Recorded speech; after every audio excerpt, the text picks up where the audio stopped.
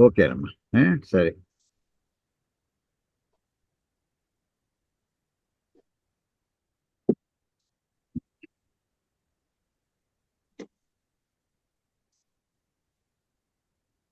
బద్రీనాథ్ గారిని చేశాను కోవోస్ట్.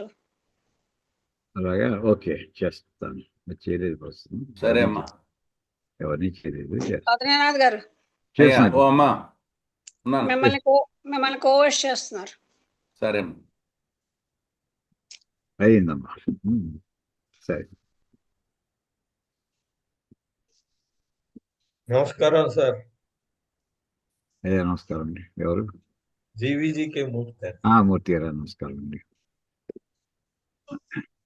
ఓం శ్రీ మహాగణాధిపతయే నమః. ఓం శ్రీ మహాసరస్వత్యై నమః. ఓం శ్రీ గురుభ్యో నమః. హరి ఓం. ఓం గణానాం త్వా గణపతిం హవామహే కవిం కవీనాముపమశ్రవస్తమం జ్యేష్ఠరాజం బ్రహ్మణాం బ్రహ్మణస్పత ఆనశృణ్వన్ మోతిభిः సేత్ సాదనం. ఓం ప్రణో దేవీ సరస్వతీ వాజేభిర్వాజినీవతి ధీనామవిత్రియవతు. ఓం నారాయణం పద్మభువం వసిష్ఠం శక్తిం చ తత్పుత్రపరాశరం చ వ్యాసం శుకం గౌడపదం మహాంతం గోవిందయోగీంద్రమథాస్య శిష్యం శ్రీశంకరాచార్యమథాస్య పద్మపాదం చ హస్తామలకం చ శిష్యం తం త్రోటకం వార్తికకారమన్యానస్మద్గురూన్ సంతతమానతోస్మి. శృతిస్మృతిపురాణానామాలయం కరుణాలయం నమామి భగవత్పాదం శంకరం లోకశంకరం. శంకరం శంకరాచార్యం కేశవం బాదరాయణం సూత్రభాష్యకృతౌ వందే భగవంతౌ పునః పునః. ఈశ్వరో గురురాత్మేతి మూర్తిభేద విభాగినే వ్యోమవద్వ్యాప్తదేహాయ దక్షిణామూర్తయే నమః. ఓం నమో బ్రహ్మాదిభ్యః బ్రహ్మ విద్యా సంప్రదాయకర్తృభ్యః వంశఋషిభ్యః మహద్భ్యః నమో గురుభ్యః. సర్వోపప్లవరహితః ప్రజ్ఞానఘనః ప్రత్యగర్థః బ్రహ్మైవాహమస్మి. ఓం పార్థాయ ప్రతిబోధితాం భగవతా నారాయణేన స్వయం వ్యాసేన గ్రథితాం పురాణమునినా మధ్యే మహాభారతం అద్వైతామృతవర్షిణీం భగవతీం అష్టాదశాధ్యాయినీం అంబ త్వామనుసందధామి భగవద్గీతే భవద్వేషిణీం. నమోऽस्तु ते व्यासविशालबुद्धे पुल्लारविन्दायतपत्रनेत्र येन त्वया भारततैलपूर्णः प्रज्वालितो ज्ञानमयप्रदीपः प्रपन्नपारिजाताय स्तोत्रवेत्रैकपाणये ज्ञानमुद्राय कृष्णाय गीतामृतदुहे नमः. वाचकः प्रणवो यस्य क्रीडावस्त्वखिलं जगत् श्रुतिराज्ञावपुर्ज्ञानं तं वन्दे देवकीसुतम्. सर्वोपनिषदो गावो दोग्धा गोपालनन्दनः पार्थो वत्सः सुधीर्भोक्ता दुग्धं गीतामृतं महतु. वसुदेवसुतं देवं कंसचाणूरमर्दनं देवकी परमानन्दं कृष्णं वन्दे जगद्गुरुम्. भीष्मद्रोणतटा जयद्रथजला गान्धारनीरोत्पला शल्यग्राहवती कृपेण वहिनी कर्णेन वेलाकुला अश्वत्थामविकर्णघोरमकरा दुर्योधनावर्तिनी सोत्तीर्णा खलु पाण्डवैरणनदी कैवर्तके केशवे. पाराशर्यवचः सरोजममलं गीतार्थगन्धोत्कटं नानाख्यानककेसरं हरिकथा सद्भानुनाबोधितं लोके सज्जनषट्पदैरहरः पेपीयमानं मुदा भूयाद्भारतपङ्कजं कलिमलप्रध्वंसि न श्रेयसे. मूकं करोति वाचालं पङ्गुं लङ्घयते गिरिं यत्कृपातमहं वन्दे परमानन्दमाधवं. यं ब्रह्मा वरुणेन्द्ररुद्रमरुतस्तुन्वन्ति दिव्यैस्तवैः वेदैः साङ्गपदक्रमोपनिषदैर्गायन्ति यं सामगाः. ध्यानावस्थित तद्गतेन मनसा पश्यन्ति यं योगिनः यस्यान्तं न विदुः सुरासुरगणा देवाय तस्मै नमः. ओं गुरुर्ब्रह्मा गुरुर्विष्णुः गुरुर्देवो महेश्वरः गुरुः साक्षात् परब्रह्म तस्मै श्रीगुरवे नमः.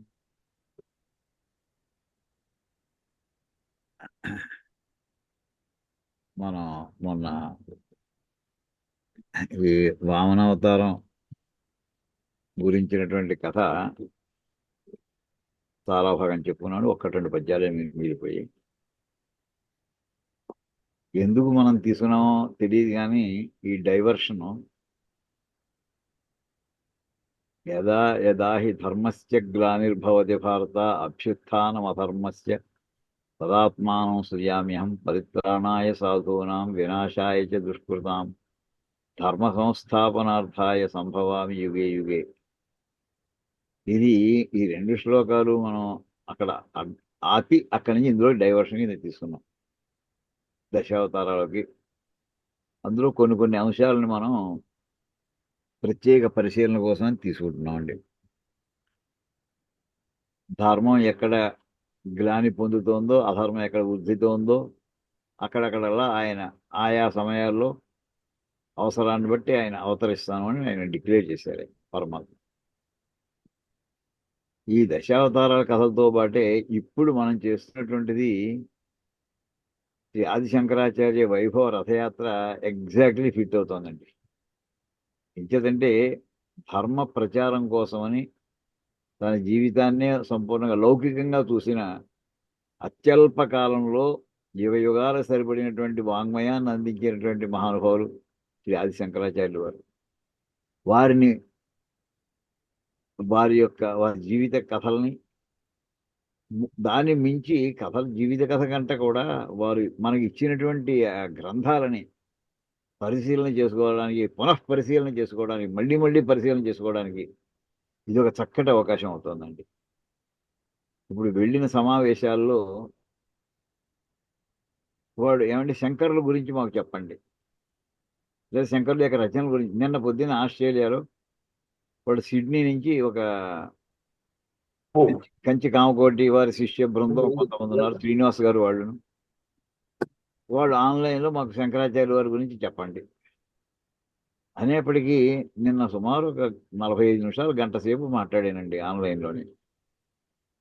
అంటే ఇక్కడంతా దేనికోసం ఆయన చేసుకుంటూ వచ్చారు అంటే పరమాత్మ వాక్యాలకి ఆయన రాసినటువంటి భాష్యాల్లో అపూర్వమైన అర్థాలను మళ్ళీ ఒకసారి చెప్పేసుకున్నాం, అయిపోయింది. ఇంకా ఎంతమంది మళ్ళీ పునర్విమర్శ చేసి చూసామో, లేకపోతే ఎంతమంది మళ్ళీ వింటున్నాం.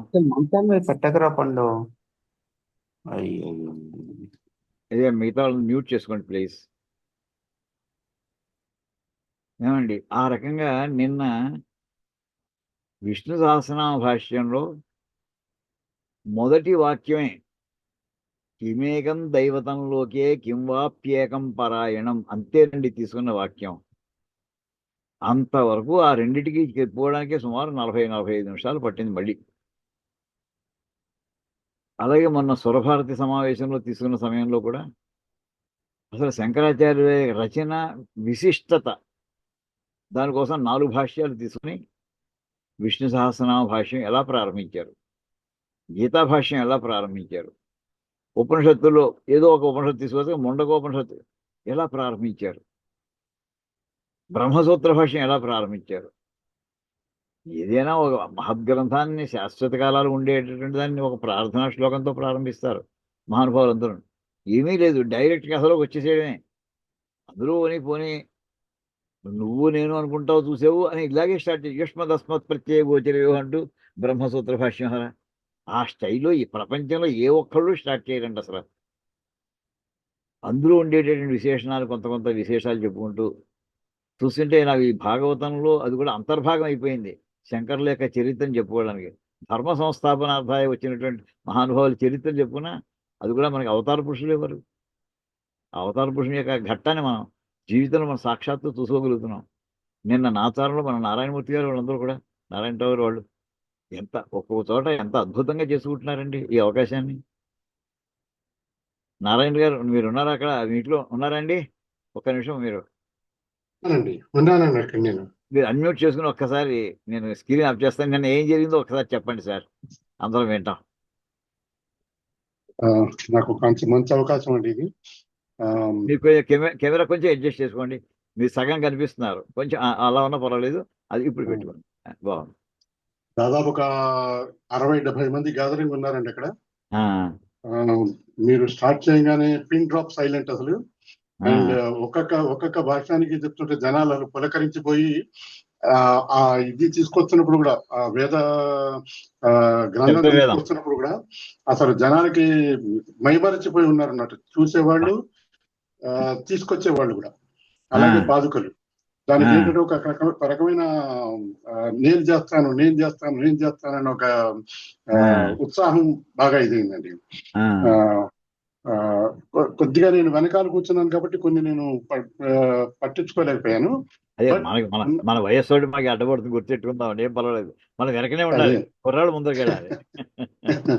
అండ్ కూర్చున్న గంట ఆల్మోస్ట్ రెండు గంటలు కూర్చున్నట్టున్నాం మనం. ఆ 2 గంటలు అసలు ఇంకొక టాపిక్ లేదు, ఏమీ లేదు. శంకర అండ్ బ్రహ్మసూత్రాలు, విష్ణు సహస్రనామం, ఇవే మొత్తం అన్ని వీటి గురించి చెప్తుంటే జనాలు అసలు తన్మయించి విన్నారండి. అది జీవితంలో ఒక మంచి అద్భుతమైన అనుభవం నాకైతే తప్పకుండా. దానికి తోడు ఆ మర్నాడే మా ఇంట్లో మాకు చేయించడం అనేది ఇంకా అసలు చెప్పలేమన్నమాట. బాడీలో మొత్తం ఒక 1000 వాట్స్ ఎనర్జీ వచ్చినట్టు అయిపోయింది. అందులో శంకరాచార్య వారి విగ్రహాన్ని కూడా భుజాల మీద పెట్టుకుని తీసుకొచ్చారు కదా. తీసుకొచ్చామండి. అదే 2 రాడ్స్ ఉంటాయి, వెనక నుంచి ముందర దాకా, ఇద్దరు వెనకాల ఇద్దరు పట్టుకుని. ఏమండి శంకర్ల యొక్క విగ్రహాన్ని, మూర్తిని మా కాంప్లెక్స్ లో కూడా మొత్తం తిప్పాం మొత్తం. అయ్యా, అది అపార్ట్మెంట్ కాంప్లెక్స్ అన్నమాట. దాదాపు ఒక 270 ఫ్లాట్లు ఉంటాయి దీంట్లో. దాదాపు ఒక అరగంట సేపు చక్కగా శంకర హర హర శంకర అని చెప్పుకుంటూ ఆడవాళ్ళు మగవాళ్ళు అందరూ కూడా, ఈవెన్ నాకంటే పెద్దవాళ్ళు కూడా వచ్చారు. నేను ఇంకా వాళ్ళ ముందర చాలా చిన్నవాడిని, 80-85 వాళ్ళు కూడా వచ్చారనమాట. దాంట్లో వచ్చి అసలు దాదాపు 3 గంటలు, నేను 10 గంటల నుంచి 2 గంటల వరకు అని చెప్పాను. 1 గంట వరకు చాలా మంది ఉన్నారు. చక్కగా జరిగింది. వచ్చిన బ్రాహ్మణుడు కూడా అన్ని చక్కగా చేయించారని, అందరినీ కూర్చోబెట్టి అష్టోత్తరం ఇవన్నీ చేయించారు. అండ్ ఆ రోజున సురభారతి లేదు మాత్రం మర్నాడు మళ్ళీ నాకు ఒక మెసేజ్ వచ్చింది కదా, ఆ రోజు నేను రాలేకపోయాను. ఆ రోజు కూడా వద్దామని చాలా అనిపించింది. అక్కడికి మర్నాడు కూడా ఒక ప్రోగ్రామ్ పెట్టారు కదండి అక్కడ. హలో, వినపడుతుందా? అనుభవం చెప్పండి, పర్వాలేదు, మీ అనుభవం చెప్పండి. వినపడుతుందండి? వినిపిస్తుందండి, చెప్పండి, మీరు చెప్పండి. అదే ఆ మర్నాడు కూడా మేము మర్నాడు నాకు మెసేజ్ వచ్చింది, ఇవాళ కూడా సురభారతిలో ప్రోగ్రామ్ ఉంది అని చెప్పి. కానీ ఆ రోజు నాకు వెళ్ళకపోయినది కొంచెం బాధ అనిపించింది. కానీ ఆ బాధ ఏంటంటే మా ఇంట్లో ఈ రథయాత్ర ఇవన్నీ జరిగినందుకు ఆ బాధ తీరిపోయింది. మాకు ఒక అద్భుతమైన అనుభూతి అది. అండ్ మాకేంటంటే ఇప్పుడు నేను కరెక్ట్ గా ఈ టైంలో 25వ తారీఖు నేను మా అమ్మాయి దగ్గరికి యూఎస్ వెళ్ళిపోతున్నాం. దాని ముందర జరగడం అనేది ఒక రకమైన దైవానుగ్రహం, గురువు గారి అనుగ్రహం చాలా బాగా జరిగింది. చాలా బాగుంది, మంచి కార్యక్రమం నిర్వహించారు. అదే అక్కడ కూడా సురభారతిలో బ్రహ్మసూత్రాలు కానీ, భగవద్గీత కానీ, ఏది చెప్పినా జనాలు అటు లేదు ఇటు లేదు చదవకుండా కూర్చొని విన్నారన్నమాట మొత్తం అంతా. అందులో గురువు గారు ఏంటంటే ఒక శైలి, ఆ శైలి మొదటి నుంచి అలా మొదలెట్టారో చివరి వరకు అలాగే ఉంటుంది. ఎక్కడ అసలు తొణుకు బెణుకు ఉండదు, ఏముండదు, తప్పులు ఉండవు, ఏముండవు. అది ఒక రకమైన ఒక తరంగం లాగా వెళ్ళిపోతూ ఉంటుంది. చాలా బాగా చేశారు. కట్ అయిపోయిందండి లింక్. గురువు గారు కొంచెం కెమెరా ఆఫ్ చేశారు. ఓకే, కెమెరా ఆఫ్ చేశారు. అది నేను వర్తక 3 సార్లు వెళ్ళాను రథయాత్రకి. ఒక చోటేమో ఇక్కడ రామ్నగర్ గుండు దగ్గర అయిందనమాట. ఆ రోజు వెంకటేశ్వర స్వామి గుళ్ళు అయింది. దానికి కూడా దాదాపు ఒక 150-200 మంది వచ్చి ఉంటారు అక్కడ. పల్లకి మోసుకురావటం, తర్వాత పాదుకలు మోసుకురావటం, శబ్దవేద మోసుకురావటం, తీసుకురావటం, అసలు అది భుజాల మీద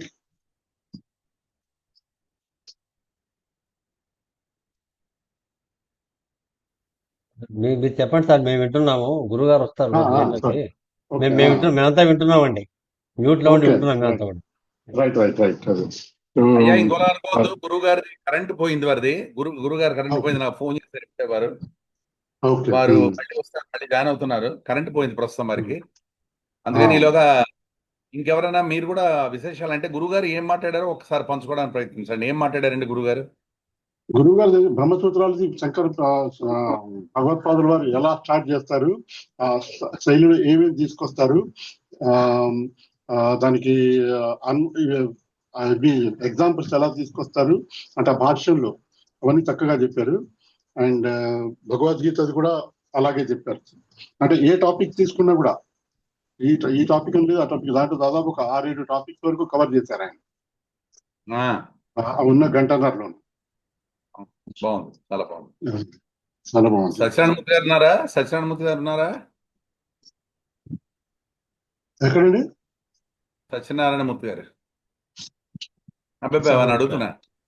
అయ్యా తమరే ఏ నమస్కారం నంబర్లు వస్తాయి ఏమండి? శాంసంగ్ తోటి ఏవో పేర్లు ఉన్నాయి, కొంచెం చెప్పండి. నా పేరు పోయింది వారికి, అందుకని కొంచెం మనం గురువు గారిది కరెంట్ పోయింది, వారికి కరెంట్ పోయింది పడింది ఆయన దగ్గర. ఇదేంటో మధ్యలో డిస్టర్బ్ అవుతుంది. ఇది ఐప్యాడ్ కూడా డిస్టర్బ్ అవుతుంది కదా.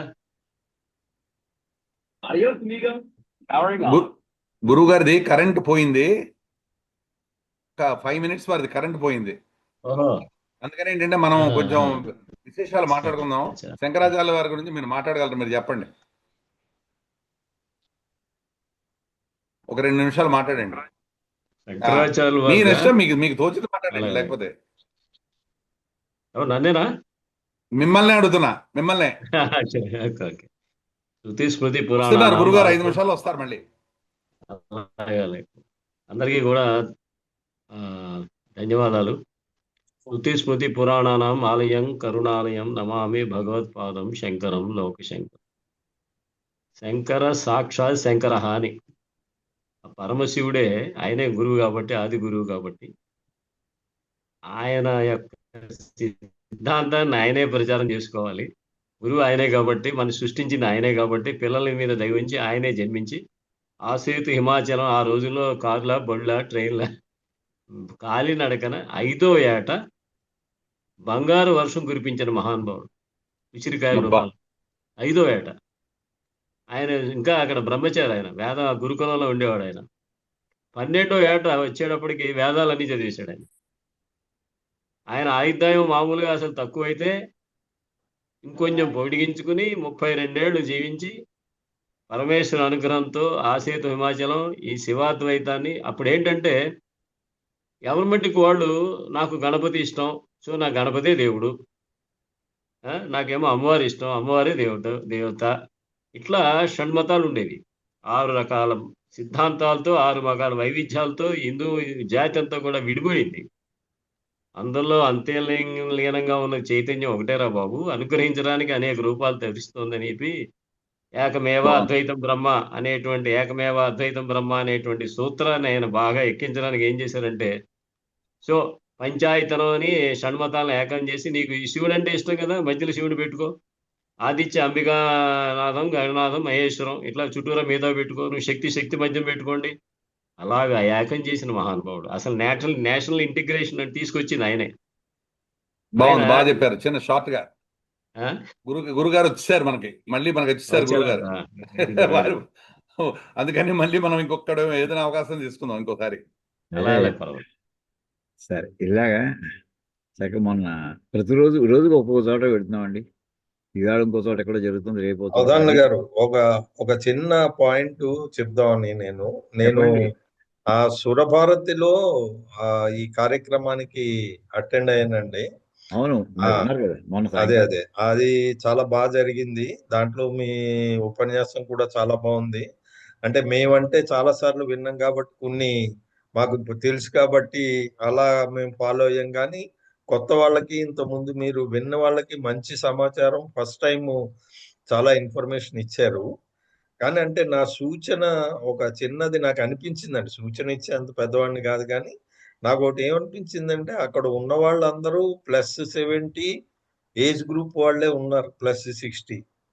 సో ఈ శంకరాచార్యులు ఈ ప్రప్రథమంగా అద్వైత సిద్ధాంతం అనేది ఎక్కడ లేనిది, ప్రపంచంలో అనేక ఫిలాసఫీలు, అనేక తత్వాలు వచ్చాయి, కానీ ఈయన ఈ మన అద్వైత సిద్ధాంతాన్ని ప్రతిపాదించింది అప్పటి నుంచి ఇప్పటి వరకు యంగర్ జనరేషన్ లో అది ఆ నాలెడ్జ్ శూన్యమే దాదాపు.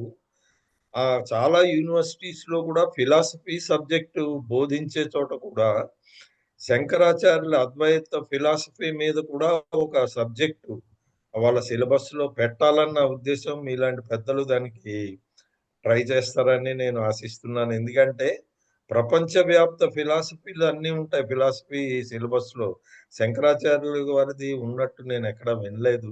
అటువంటిది ఉన్నా ఒకవేళ లేకపోయినా దాన్ని పెద్ద ఎత్తుని ఫుల్ ఫ్లెడ్జ్డ్ ఒక సబ్జెక్టు వాళ్ళకి యూనివర్సిటీ స్థాయిలో ఉండాలని, తర్వాత విద్యార్థి స్థాయిలో కూడా భారతీయ సనాతన భారతీయ జీవన విధానంలో ఇటువంటి అమూల్యమైన అద్వైత సిద్ధాంతాన్ని ప్రతిపాదించి అటు హిందువుల్లో అంతవరకు జరుగుతున్న హింసావాదాన్ని, బౌద్ధం అహింసావాదాన్ని ప్రబోధించిన వాళ్ళ ప్రాబల్యాన్ని తగ్గించి హిందూ మతం యొక్క గొప్పతనం కూడా చాటి చెప్పారు. కాబట్టి ఇటువంటి ముఖ్యాంశాలు అన్నిట్లకన్నా ముఖ్యమైనది మూల సిద్ధాంతం ఇప్పటి జనరేషన్ కి కనీసం కాలేజీ లెవెల్లో, ఇంటర్మీడియట్, డిగ్రీ లెవెల్లో, పీజీ లెవెల్లో ఉండాలని నాకు అనిపించిందండి. అది మీతోటి పంచుకుంటున్నా. మీరు దాన్ని ఎక్కడైనా ఇంట్రడ్యూస్ చేస్తారని నేను ఆశిస్తున్నాను. చాలా సంతోషం మూర్తి గారు, మీరు చెప్పిన పాయింట్స్ అన్ని కూడా గమనించాను. వీటిల్లోనండి నేను ఆడియన్స్ యొక్క లెవెల్ని ముందర యావరేజ్ ఆడియన్స్ లెవెల్ని చూసుకుంటూ ఉండాలి. ఏమండి, ఎవరికి ఏ స్థాయిలో అందరి దగ్గర ఒకే రకమైన ఉపన్యాసం పనిచేయదు నాకు. ఈవేళ నేను తీసుకున్నటువంటిది హయ్యెస్ట్ లెవెల్ ఉన్న మన సురభారతిలో హయ్యెస్ట్ లెవెల్ అండి. ఇప్పుడు ప్రొఫెసర్ శశిరేఖ గారు ఉన్నారు, ప్రొఫెసర్ రాములు గారు ఉన్నారు. వారి దగ్గర నేను ప్రసంగించేటటువంటి స్టైల్ ఒక రకంగా ఉండాలి ఆ స్థాయిలో. అలాగే ఇక్ఫైలో మొన్న చార్టెడ్ అకౌంటెంట్స్ వాళ్ళందరూ అండి highly qualified and highly placed. వాళ్ళు 25 మంది ఉన్నారు అక్కడ స్టైల్ ఆఫ్ ప్రజెంటేషన్ ఒక రకంగా ఉంటుంది అక్కడ. ఏమండి, రెండో రకం మామూలుగా వాళ్ళకి కొబ్బరికాయలు కొట్టడం, అరగారితో నమస్కారాలు పెట్టేయడం, ఈ రకమైనటువంటి మనుషులు కొంతమంది ఉంటారు. వాళ్ళ దగ్గర మాట్లాడే పద్ధతి నాకు సిద్ధాంతము తత్వం కాదండి. వాళ్ళకి శంకరాచార్యుల విగ్రహం మొయ్యండి చాలు, పాదుకులు నెత్తి పెట్టుకోండి, వాళ్ళ స్థాయిలో నేను మాట్లాడేవాడు. వాళ్ళు ఏంటండి ఈవేళ ఏ స్థాయికి వచ్చిందంటే, చిన్న ఉదాహరణ చెప్తాను మూర్తి గారు. మన ఇళ్లలోనే పిల్లల్ని అడగండి శంకరాచార్యులు వారు ఎవరు తెలియదు అని అంటారు. ఒప్పుకుంటారు? వాళ్ళకి సిద్ధాంతం కాదు చెప్పడం. ఈవేళ ఏమీ తెలియదు శంకరాచార్య వారు, ఏమీ తెలియదు శంకరాచార్యుల వారు మహానుభావులు పుట్టారు ఇక్కడ. 4-5 వాక్యాలు ఆయన జీవిత చరిత్రలో ఇవి అందించాలి ముందర, అంతేనండి. అది ఫస్ట్ అంటే ఫౌండేషన్ లెవెల్ మొట్టమొదటి అనుకోండి. ఎంతమందికి అందిద్దాం? 1 కోటి మందికి అందిద్దాం అని ప్రయత్నం అండి. ఇప్పుడు ఎన్నాళ్ళ పట్టణం అండి, దిగిన అమ్మవారు ఆయనే చూసుంటారు.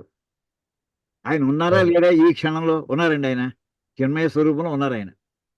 అదే ఎవరో ప్రయత్నం చేస్తున్నారు. ఇక్కడ హైదరాబాద్లో కొంతమంది వేదభారతి వాళ్ళు కలిసి ప్రయత్నం చేస్తున్నారు. ఆయనే దిగొచ్చి ఆయన నడిపించుకుంటారండి. ఇది ఫౌండేషన్ లెవెల్లోనండి. మొన్న ఆ వేళ అక్కడ ధర్మపురిలో చేసినటువంటి అక్కడంతా ఆ రకమైన మనుషులు అండి. ఆ రకమైన వాళ్ళకి అక్కడ చెప్పేటువంటి స్టైల్ వేరు. అంటే అత్యంత మన విగ్రహారాధన యొక్క ప్రయోజనం ఏంటంటే జనంలోకి ఎవరి స్థాయిని బట్టి వాళ్ళకి అందించేటటువంటిది. అంచేది అక్కడ వాళ్ళకి పల్లకి మోయండి, శంకరాచార్య వారి మూర్తిని మోయండి, నెత్తిమి పెట్టుకోండి, వేద పుస్తకాన్ని నెత్తిమి పెట్టుకోండి. అంటే వాళ్ళకి ఏంటంటే ముందర స్థూల దేహంతో సంబంధాన్ని పెంచాలి వాళ్ళకి ముందర. అది అయిన తర్వాత నెక్స్ట్ కొంతమంది ఉంటారండి, సూక్ష్మదేహంలోకి చెప్పవలసినటువంటి వాళ్ళు కొంతమంది ఉంటారు. నిన్నగాక మొన్న రాత్రి అండి జహీరాబాద్ నుంచి ఒక స్వామీజీ ఉన్నారు. ఇప్పుడు ఆయన గురించి చెబుతూ ఉంటాను. ఆయన 74 ఏళ్ళు 75 ఏళ్ళు అండి ఆయనకి. అది ఎంత తీవ్రంగా ఉన్నారంటే శంకరాచార్య వారి ప్రచారం మనం ప్రారంభించి ఎంత ఆనందంగా ఉన్నారో ఆయన చూడండి. ఆ వయసులో శ్రీశైలం నుంచి బయలుదేరి ఆయన జహీరాబాద్ వెళ్ళాలి. శ్రీశైలం నుంచి బయలుదేరి 4-5 గంటల ప్రయాణం చేసి వచ్చి హైదరాబాద్ ఆగి మళ్ళీ 2 గంటలు మనతో సమావేశం పెట్టుకుని మీరు ఎలా చేయగలుగుతున్నారు? మార్గనిర్దేశం ఏమిటి? ఇదంతా మొన్న రాత్రి 9 దాకా జరిగిందండి మీటింగు. అప్పుడు బయలుదేరి ఆయన జహీరాబాద్ వెళ్తున్నారు. రాత్రి 1 గంట 2 ఆయనతో మాట్లాడే స్థాయి ఇంకో రకంగా ఉంటుందండి. ఆయనతో మిగతా కథలు చెప్పే ప్రసక్తి ఉండదు అక్కడ. ప్లానింగ్ ఇది వ్యక్తి అంటే మనం ఆడియన్స్, జనరల్ ఆడియన్స్ చూసుకుంటాం, వాళ్ళని బట్టి పెడుతూ ఉంటుందండి. అయితే అక్కడ కొంతమందికి కథలు చెప్తాం, కొంతమందికి మూర్తుల్ని చూపిస్తాం. ఏమండి ఊరేగింపే. ఇప్పుడు మనకి వినాయక నిమజ్జనం జరిగినాడు ఆ వేళ కోలాహలం ఎలా ఉంటుందో చూడండి.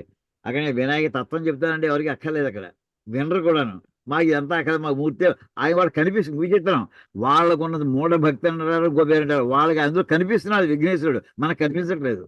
అది కూడా చెప్తానండి. అవునండి. వాడు కనిపిస్తాడు వాడు. నేను చిన్న ఉదాహరణ చెప్తాను సార్, ఎలా ఉంటుందో ఆ స్థాయిలో ఉండి వాడు ఎలా. నేను ఒకసారి రాజమండ్రిలో రైలు దిగాను సార్. ఎన్నెల క్రితం, 5-6 ఏళ్ల క్రితం జరిగింది. గోదావరి ఎక్స్ప్రెస్ తెల్లారేట 4:30 దింపేస్తుందండి రాజమండ్రిలో. 4:30 దింపేస్తుంది. నేను అక్కడి నుంచి అమలాపురం వైపు వెళ్ళాలి. బస్సులు లేవు, ఇంకా బస్సు రాలేదు. ఒక ఆటో వాడు మామూలుగా షేర్డ్ ఆటోలు ఉంటాయి కదండి, ఆ షేర్డ్ ఆటోలో 3-4 ఎక్కించుకున్నాడు. అందులో నేను ఎక్కువ కూర్చున్నాను. వెళుతుండగా కడియం అని ఊరు వస్తుందండి. కడియం అవును. ఏమండి, ఆ కడియం దగ్గర ఒకటి దిగిపోవాలి. వాడు ఏమన్నాడు తెలుసునండి బాబు, దిగవలసిన వాడు జాగ్రత్త. మామూలుగా మనం మాట్లాడినాడు డ్రైవర్, ఆటో నడిపిస్తున్నాడు. అక్కడ హనుమంతుడి బొమ్మ వస్తుంది చూసా, అక్కడ ఆపు అని అన్నాడండి వాడు. హనుమంతుడు ఆ, పెద్దవాడు, 40 అడుగులు 50 అడుగులు విగ్రహాలు పెట్టేస్తుంటారు కదా కాలువ గట్టి. అవునండి. అనే అప్పుడు వాడు ఆటో ఆపేశాడు. ఏమిటి నీ హనుమంతుడి బొమ్మ అంటావా నువ్వు?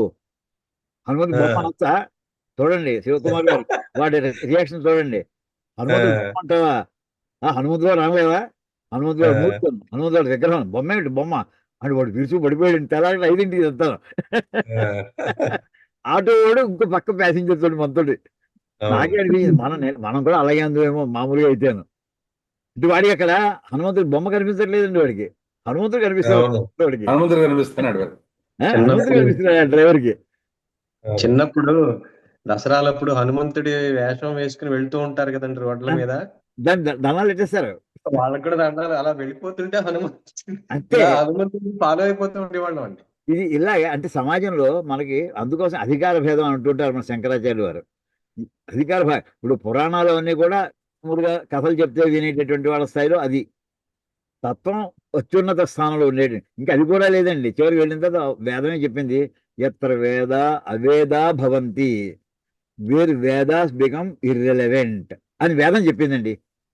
ఎక్కడైనా ఏ పుస్తకంలో బైబిల్ బికమ్స్ ఇర్రెలవెంట్ అని బైబిల్లో రాస్తాడా? ఊహించగలమా? కానీ వేదం మాత్రం ఎత్ర వేదా అవేదా భవంతి. ఆ రకం అంచేత మనకి అందులో అంచేత స్థానాన్ని బట్టి, ప్రదేశాన్ని బట్టి ఏమండి, ఆ పక్కన ఉన్నటువంటి నాకు డాన్స్ మీద కూర్చున్న వాళ్ళని బట్టి చూసుకుంటూ మాట్లాడాల్సి అవునండి. వస్తుంది. అక్కడ అందరూ చాలా విజ్ఞులు ఉన్నారండి. కరెక్టే. అక్కడ అందరూ అంటే విద్యార్థులకు కూడా అందాలని నేను వాళ్ళకి అంత చిన్నగా నిజం. కానీ మీరు చెప్పింది అంటూ సంస్కృత యూనివర్సిటీల్లో అద్వైత ప్రత్యేకించి ఒక సబ్జెక్ట్ ఉందండి, ఎంఏ అద్వైత. అంతే. ఓకే. ఓకే. తిరుపతిలో నేషనల్ సంస్కృత యూనివర్సిటీలో అద్వైత సిద్ధాంతం మీద ఎంఏ. ఆ, ఇక మరి ద్వైతం ఇంకా మిగతా ఉండవు. అలాగే విశిష్టాద్వైతం, మళ్ళీ ఎంఏ విశిష్టాద్వైతం, ఎంఏ ద్వైతం. అలా ఆ స్థాయిలో చెప్తున్నారు పాఠాలు అక్కడ.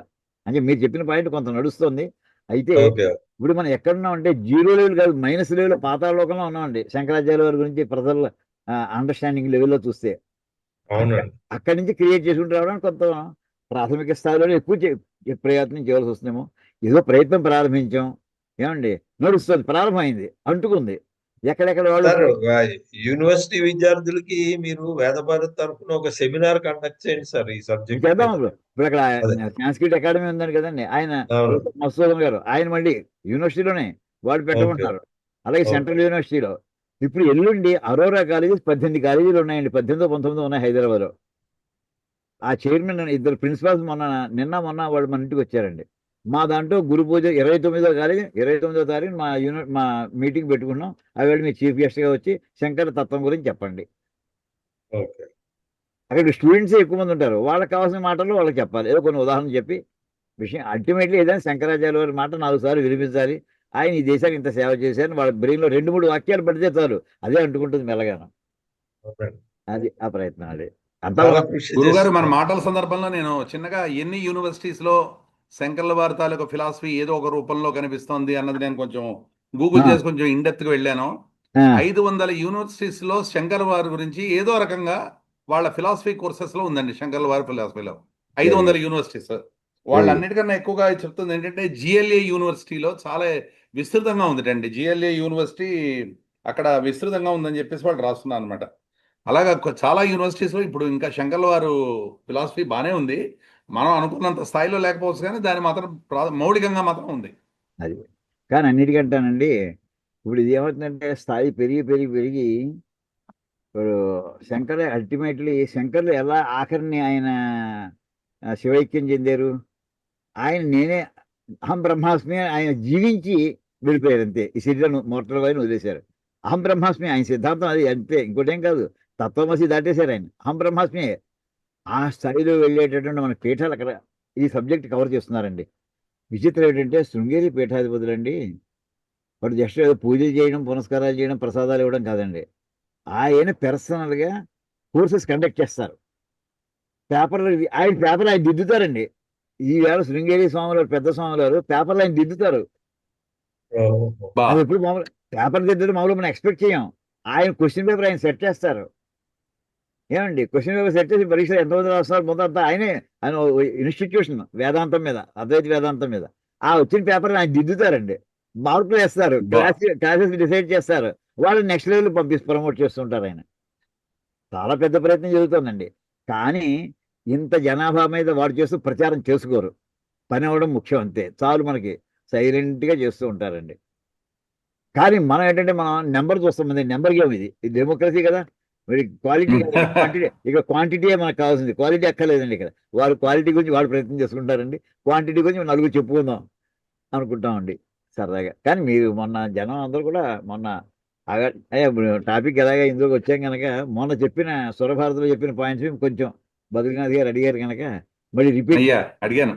అంటే ఇందాక అడిగారు కనుక మొన్న చెప్పిందే మళ్ళీ కొంచెం రిపీట్ చేస్తానండి. అయ్యా తప్పకుండా.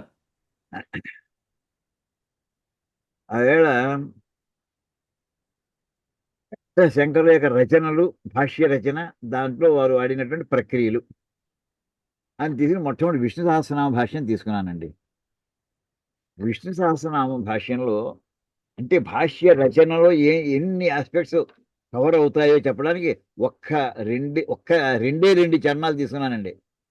విష్ణు సహస్రనామంలో యుధిష్ఠిరువాచ వెంటనే కిమేకం దైవతంలోకే కిం వాప్యేకం పరాయణం అంతవరకే అయిందండి. నాకు అంతకంటే అవ్వలేదు చెప్పడానికి.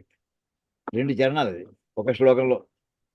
అందులో కిమేకం దైవతం అనే చోట వెంటనే అని భాష్యం అందుకున్నారండి. అక్కడ దైవతం కాదు, అక్కడ వాడవలసిన పదం దేవహ.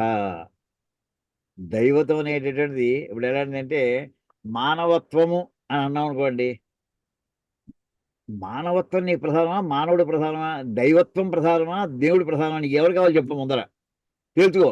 విష్ణు సహస్రం ధర్మరాజు ఆయన భీష్ముడిని అడుగుతున్నాడు, నా కిమేకం దైవతం. ఆయన మనసులో ఉన్న ఉద్దేశం ఏంటి, వాడిన పదం ఏమిటి ధర్మరాజు. ఆయన దైవతం అని పదం వాడారండి. దైవతం అనే మాటకి దైవత్వం అని అర్థం దగ్గరికి వచ్చేస్తుంది. కాదు దేవ వెంటనే భాషలో ఏమని రాస్తారంటే కిమేకం దైవతం అంటే వెంటనే శంకరులు దేవహ ఇత్యర్థ, దేవుడు అని అర్థం తీసుకో. మానవత్వం గురించి కాదు ఇక్కడ అడగబోతుంది. ఉదాహరణ చెప్తున్నానండి, మానవుడి గురించి తెలుసుకో. రెండింటి ఎంత తేడా ఉందో, మానవత్వం వేరు, మానవుడు వేరు. నీకు మానవుడు కావాలా అంటే నీకు ఫిజియాలజీ కావాలా, ఎనాటమీ కావాలా, ఇదంతా ఇందులో వస్తుంది మానవుడి గురించి. ఏమంటే మానవత్వం అంటే వాడి దయా దాక్షిణ్యం ఉన్నాయా లేవా అవన్నీ అందులోకి వస్తాయి. ఇక్కడ అడగబోతున్నాడు కిమేకం దైవతంలోకి అని దేవహ ఇత్యర్థ, వెంటనే అక్కడే సర్దేశారు ఆయన అర్థం. ఏమండి అది మొట్టమొదటి మాటకి, ఇంకా తర్వాత పట్టుకున్నారని ఇంకా ముందరకు వెళ్ళలేదు. కిమే దైవతం అంటే లోకే అని మాట ఉందండి. లోకం అంటే ఏమిటనుకుంటామండి ఈవేళ చెప్పాలి అందరూ కూడా. ఒక్కసారి క్లాసులో ఉన్నవాళ్ళు ఎంతమంది ఉన్నా సరే, లోకం అంటే ఏంటి, మన చుట్టూ ఉన్నటువంటి ప్రపంచం. ఇంకో అర్థం ఎవరికీ ఉండదండి, అవునా కదా. మన చుట్టూ ఉన్న ప్రపంచం లేదా కంటి దృశ్యమానమైంది, శ్రవ్యమానమైంది, వినబోయేటటువంటిది, దృశ్యతే శ్రూయతేపు అన్నట్టుగా ఏది కనిపిస్తుందో, ఏది వింటామో, దేని గురించి మనం కొంచెం మిడిమిడి జ్ఞానం వచ్చిందో అది మన ప్రపంచం. ఆ అర్థం చెప్పండి. ఆయన అడిగిన ధర్మరాజు గారింది ప్రపంచంలో ఎవరు దేవుడు, అసలు దేవుడు ఎవరని అంటాడా, అది కాదుటండి. వెంటనే ఇది మార్చేశారు. అక్కడ లోకం అనే మాటగా అది కాదు అర్థం. ఈ వరుడు గురించి అడగట్లేదు ధర్మరాజు, అది కాదు అర్థం. అక్కడ ఆయన భాష్యం రాశారండి, లోకన హేతుభూతి సమస్త విద్యాస్థాని అన్నారండి. ఈ మాటకి అర్థం ఏంటంటే లోకనము అంటే చూచుట. చూడడానికి మనం కంటితో ఒక వస్తువు చూసామండి, కన్ను చూస్తోందా ఇంకోటి ఏమైనా చూస్తోందా. కేనోపనిషత్తులోకి వెళ్ళేప్పటికీ కన్ను కాదు చూస్తున్నది, ఆ కంటి వెనకాల ఒక చైతన్య శక్తి ఉంది, అది చూస్తుంది. అది అంతే కదండి. ఏదో శబ్దాన్ని విన్నాము, అది లోకన హేతుభూతి. లోకనం అంటే చూసుట, దానికి కారణం ఏంటి, ఆ చూడడానికి కంటికి శక్తి, అది చిన్న లెన్స్, అది దానికి ఏం తెలియదు ఏం చేస్తుందో, కానీ దాని హేతుభూతం ఏమిటి, వెనకాల చైతన్యం. అదే అక్కడ పట్టుకున్నారని పట్టుకుని అంటే వెంటనే లోకి అంటే లోకన హేతుభూతే, అయితే లోపల చైతన్యం గురించి మాట్లాడేస్తున్నారా? కాదు కాదు. సమస్త విద్యా స్థాని అని వెంటనే పదం వాడారండి. సమస్త విద్యాస్థానాలు ఏమిటి అసలు? అంటే మనకి యుగ యుగాలుగా మహర్షులు వారు సంపాదించినటువంటి జ్ఞానం అంతని కూడా 14 విద్యాస్థానాలుగా నిర్ణయించారండి. 14 విద్యాస్థానాలు. 4 మనకి మామూలుగా ఈ 14 ఇంకెక్కడ వస్తుంది తెలుసునండి? రఘువంశంలో ఒక శిష్యుడు గురువు గారికి పాఠం అంతా చదువుకున్నాక, ఏమండి విద్యాస్థానాలు 14 అండి. ఎలాగంటే రఘువంశంలో మనకి 4వ సర్గలో రఘుమహారాజు జైత్రయాత్రకు పెడతాడు. అనంతమైన ఐశ్వర్యాన్ని అంతర్జంగా లాక్కొచ్చాడు. ఓడిపోయిన రాజుల దగ్గర నుంచి నెగ్గిన వాళ్ళని ఓడించో పట్టురాదు వాడు ఇచ్చిన కప్పాలు తీసుకున్నాం. దాని అంతతోటి ఏం చేశాడు? ఇంట్లో పెట్టుకోకుండా విశ్వజిత్ అనేటటువంటి యాగాన్ని చేసేసాడండి. ఆ యాగం యొక్క లక్షణం ఏంటంటే ఏది తెచ్చుకున్నాడు, ఏది ఇంట్లో ఉండేదో, ఏది తెచ్చుకున్నాడో అంత దానం ఇచ్చేయాలండి. మంచినీళ్ళు తాగడానికి చక్రవర్తికి ఆవేళ మట్టి పాత్రే, పిడతతోటే మంచినీళ్ళు తాగాలి. వంట చేసుకోవాలంటే కుండతోటే వంట చేసుకోవాలి. ఏ బంగారు వస్తువు కానీ, వెండి వస్తువు కానీ, రాగి కానీ ఏమి ఉండడానికి వీల్లేదండి. అన్ని దానం ఇచ్చేసేయాలి. ఆ యజ్ఞం అయిపోయిన వెంటనే. ఇంకా ఏది ఇవ్వలేని ఏంటంటే సింహాసనం ఇచ్చేయడానికి వీల్లేదు ఆయన. అది ఆయన హెరిటేజ్గా అది పరంపరలో వస్తున్నది. అది ఆయన సొంతం కాదు. అది రెండో శ్వేతఛత్రం.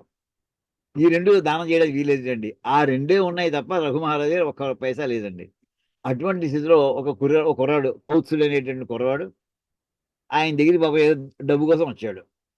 ఈయనేమో మట్టి పిడతలో పువ్వులు, ఇంకో మట్టి పిడతలో అక్షతలు, ఇలాంటి ఏదో మట్టి పిడతతో నీళ్లు ఇవి పెట్టుకుని ఆయన ఎదురెళ్ళి తీసుకొచ్చాడు. ఆ కుర్రాడికి అర్థమైంది ఈ దగ్గర ఒక్క పైసా లేదన్నమాట ఈవేళ అనుకుని వెంటనే అక్కడి నుంచి పూజ చేస్తే బాగుండదని చెప్పి 2 కాళ్ళు కలిగి చెప్తున్నా వెళ్ళిపోతూ నేను వెళ్ళొస్తానన్నాడు. అదే ఎందుకు వచ్చావో చెప్పకుండా ఎందుకు వచ్చినట్టు ఏం చేసావో చెప్పాలంటే ఆ బలవంత పెట్టి చెప్పాడు. మా గురువుగారు పాఠం చెప్పాక నేను గురుదక్షిణ ఇస్తానని అన్నాను. అక్కర్లేదు అబ్బాయి, ఇంట్లో నా దగ్గర చాలా మంది చదువుకున్నారు, పంపించేస్తాను. నేను స్టేషన్ మాస్టర్ లాంటివి అంటే వస్తుంటాయి, రైళ్ళు వస్తుంటాయి వెళ్ళిపోతుంటాయి. మీరు వస్తా చదువుకున్నారు వెళ్ళిపోవాలి అంతే, నాకే ఇవ్వక్కర్లేదు. మీరు నాకు ఇచ్చేవాడు విడిగా ఉంటారు. అలా కాదు గురుగారు, నేను ఇచ్చి తీరాలి. అక్కర్లేదురా నాయన, ఇంకా ఆయన తిక్కరేగి అయితే నీకు 14 విద్యలు నేర్పాను, 14 విద్యాస్థానాల్లో ఉన్న విషయం నేర్పాను.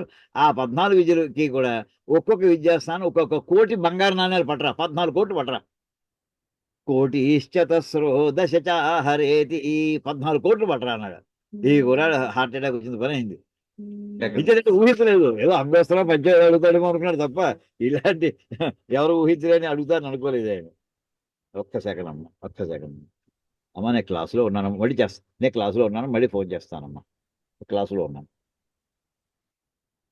మీ పైకి రండి, 2nd ఫ్లోర్లో క్లాస్ రూమ్లోకి వచ్చేసేయండి.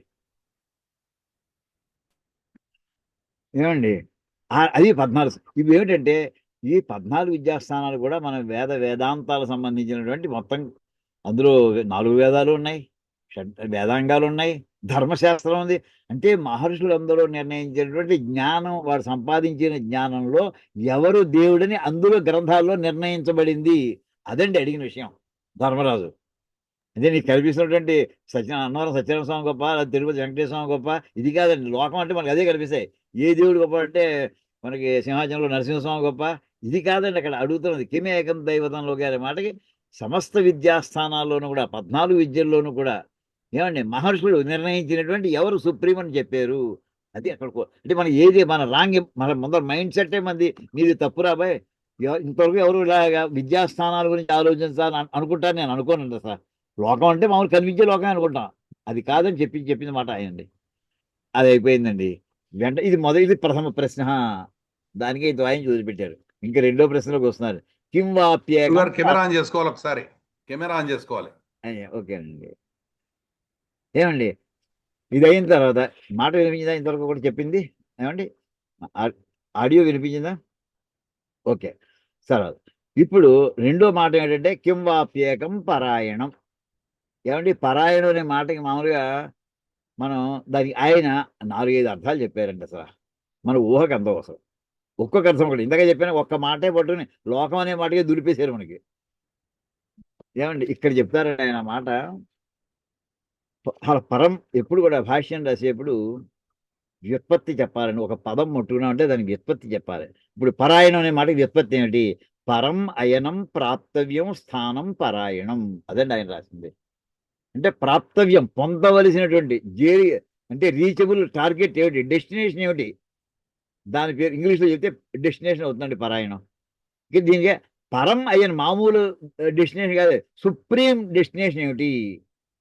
చాలా ఉంటాయి. ఎక్కడికి బయలుదేరుతా బజార్లో బయలుదేరి 4-5 పనులు బయలుదేరుతాం అనుకోండి.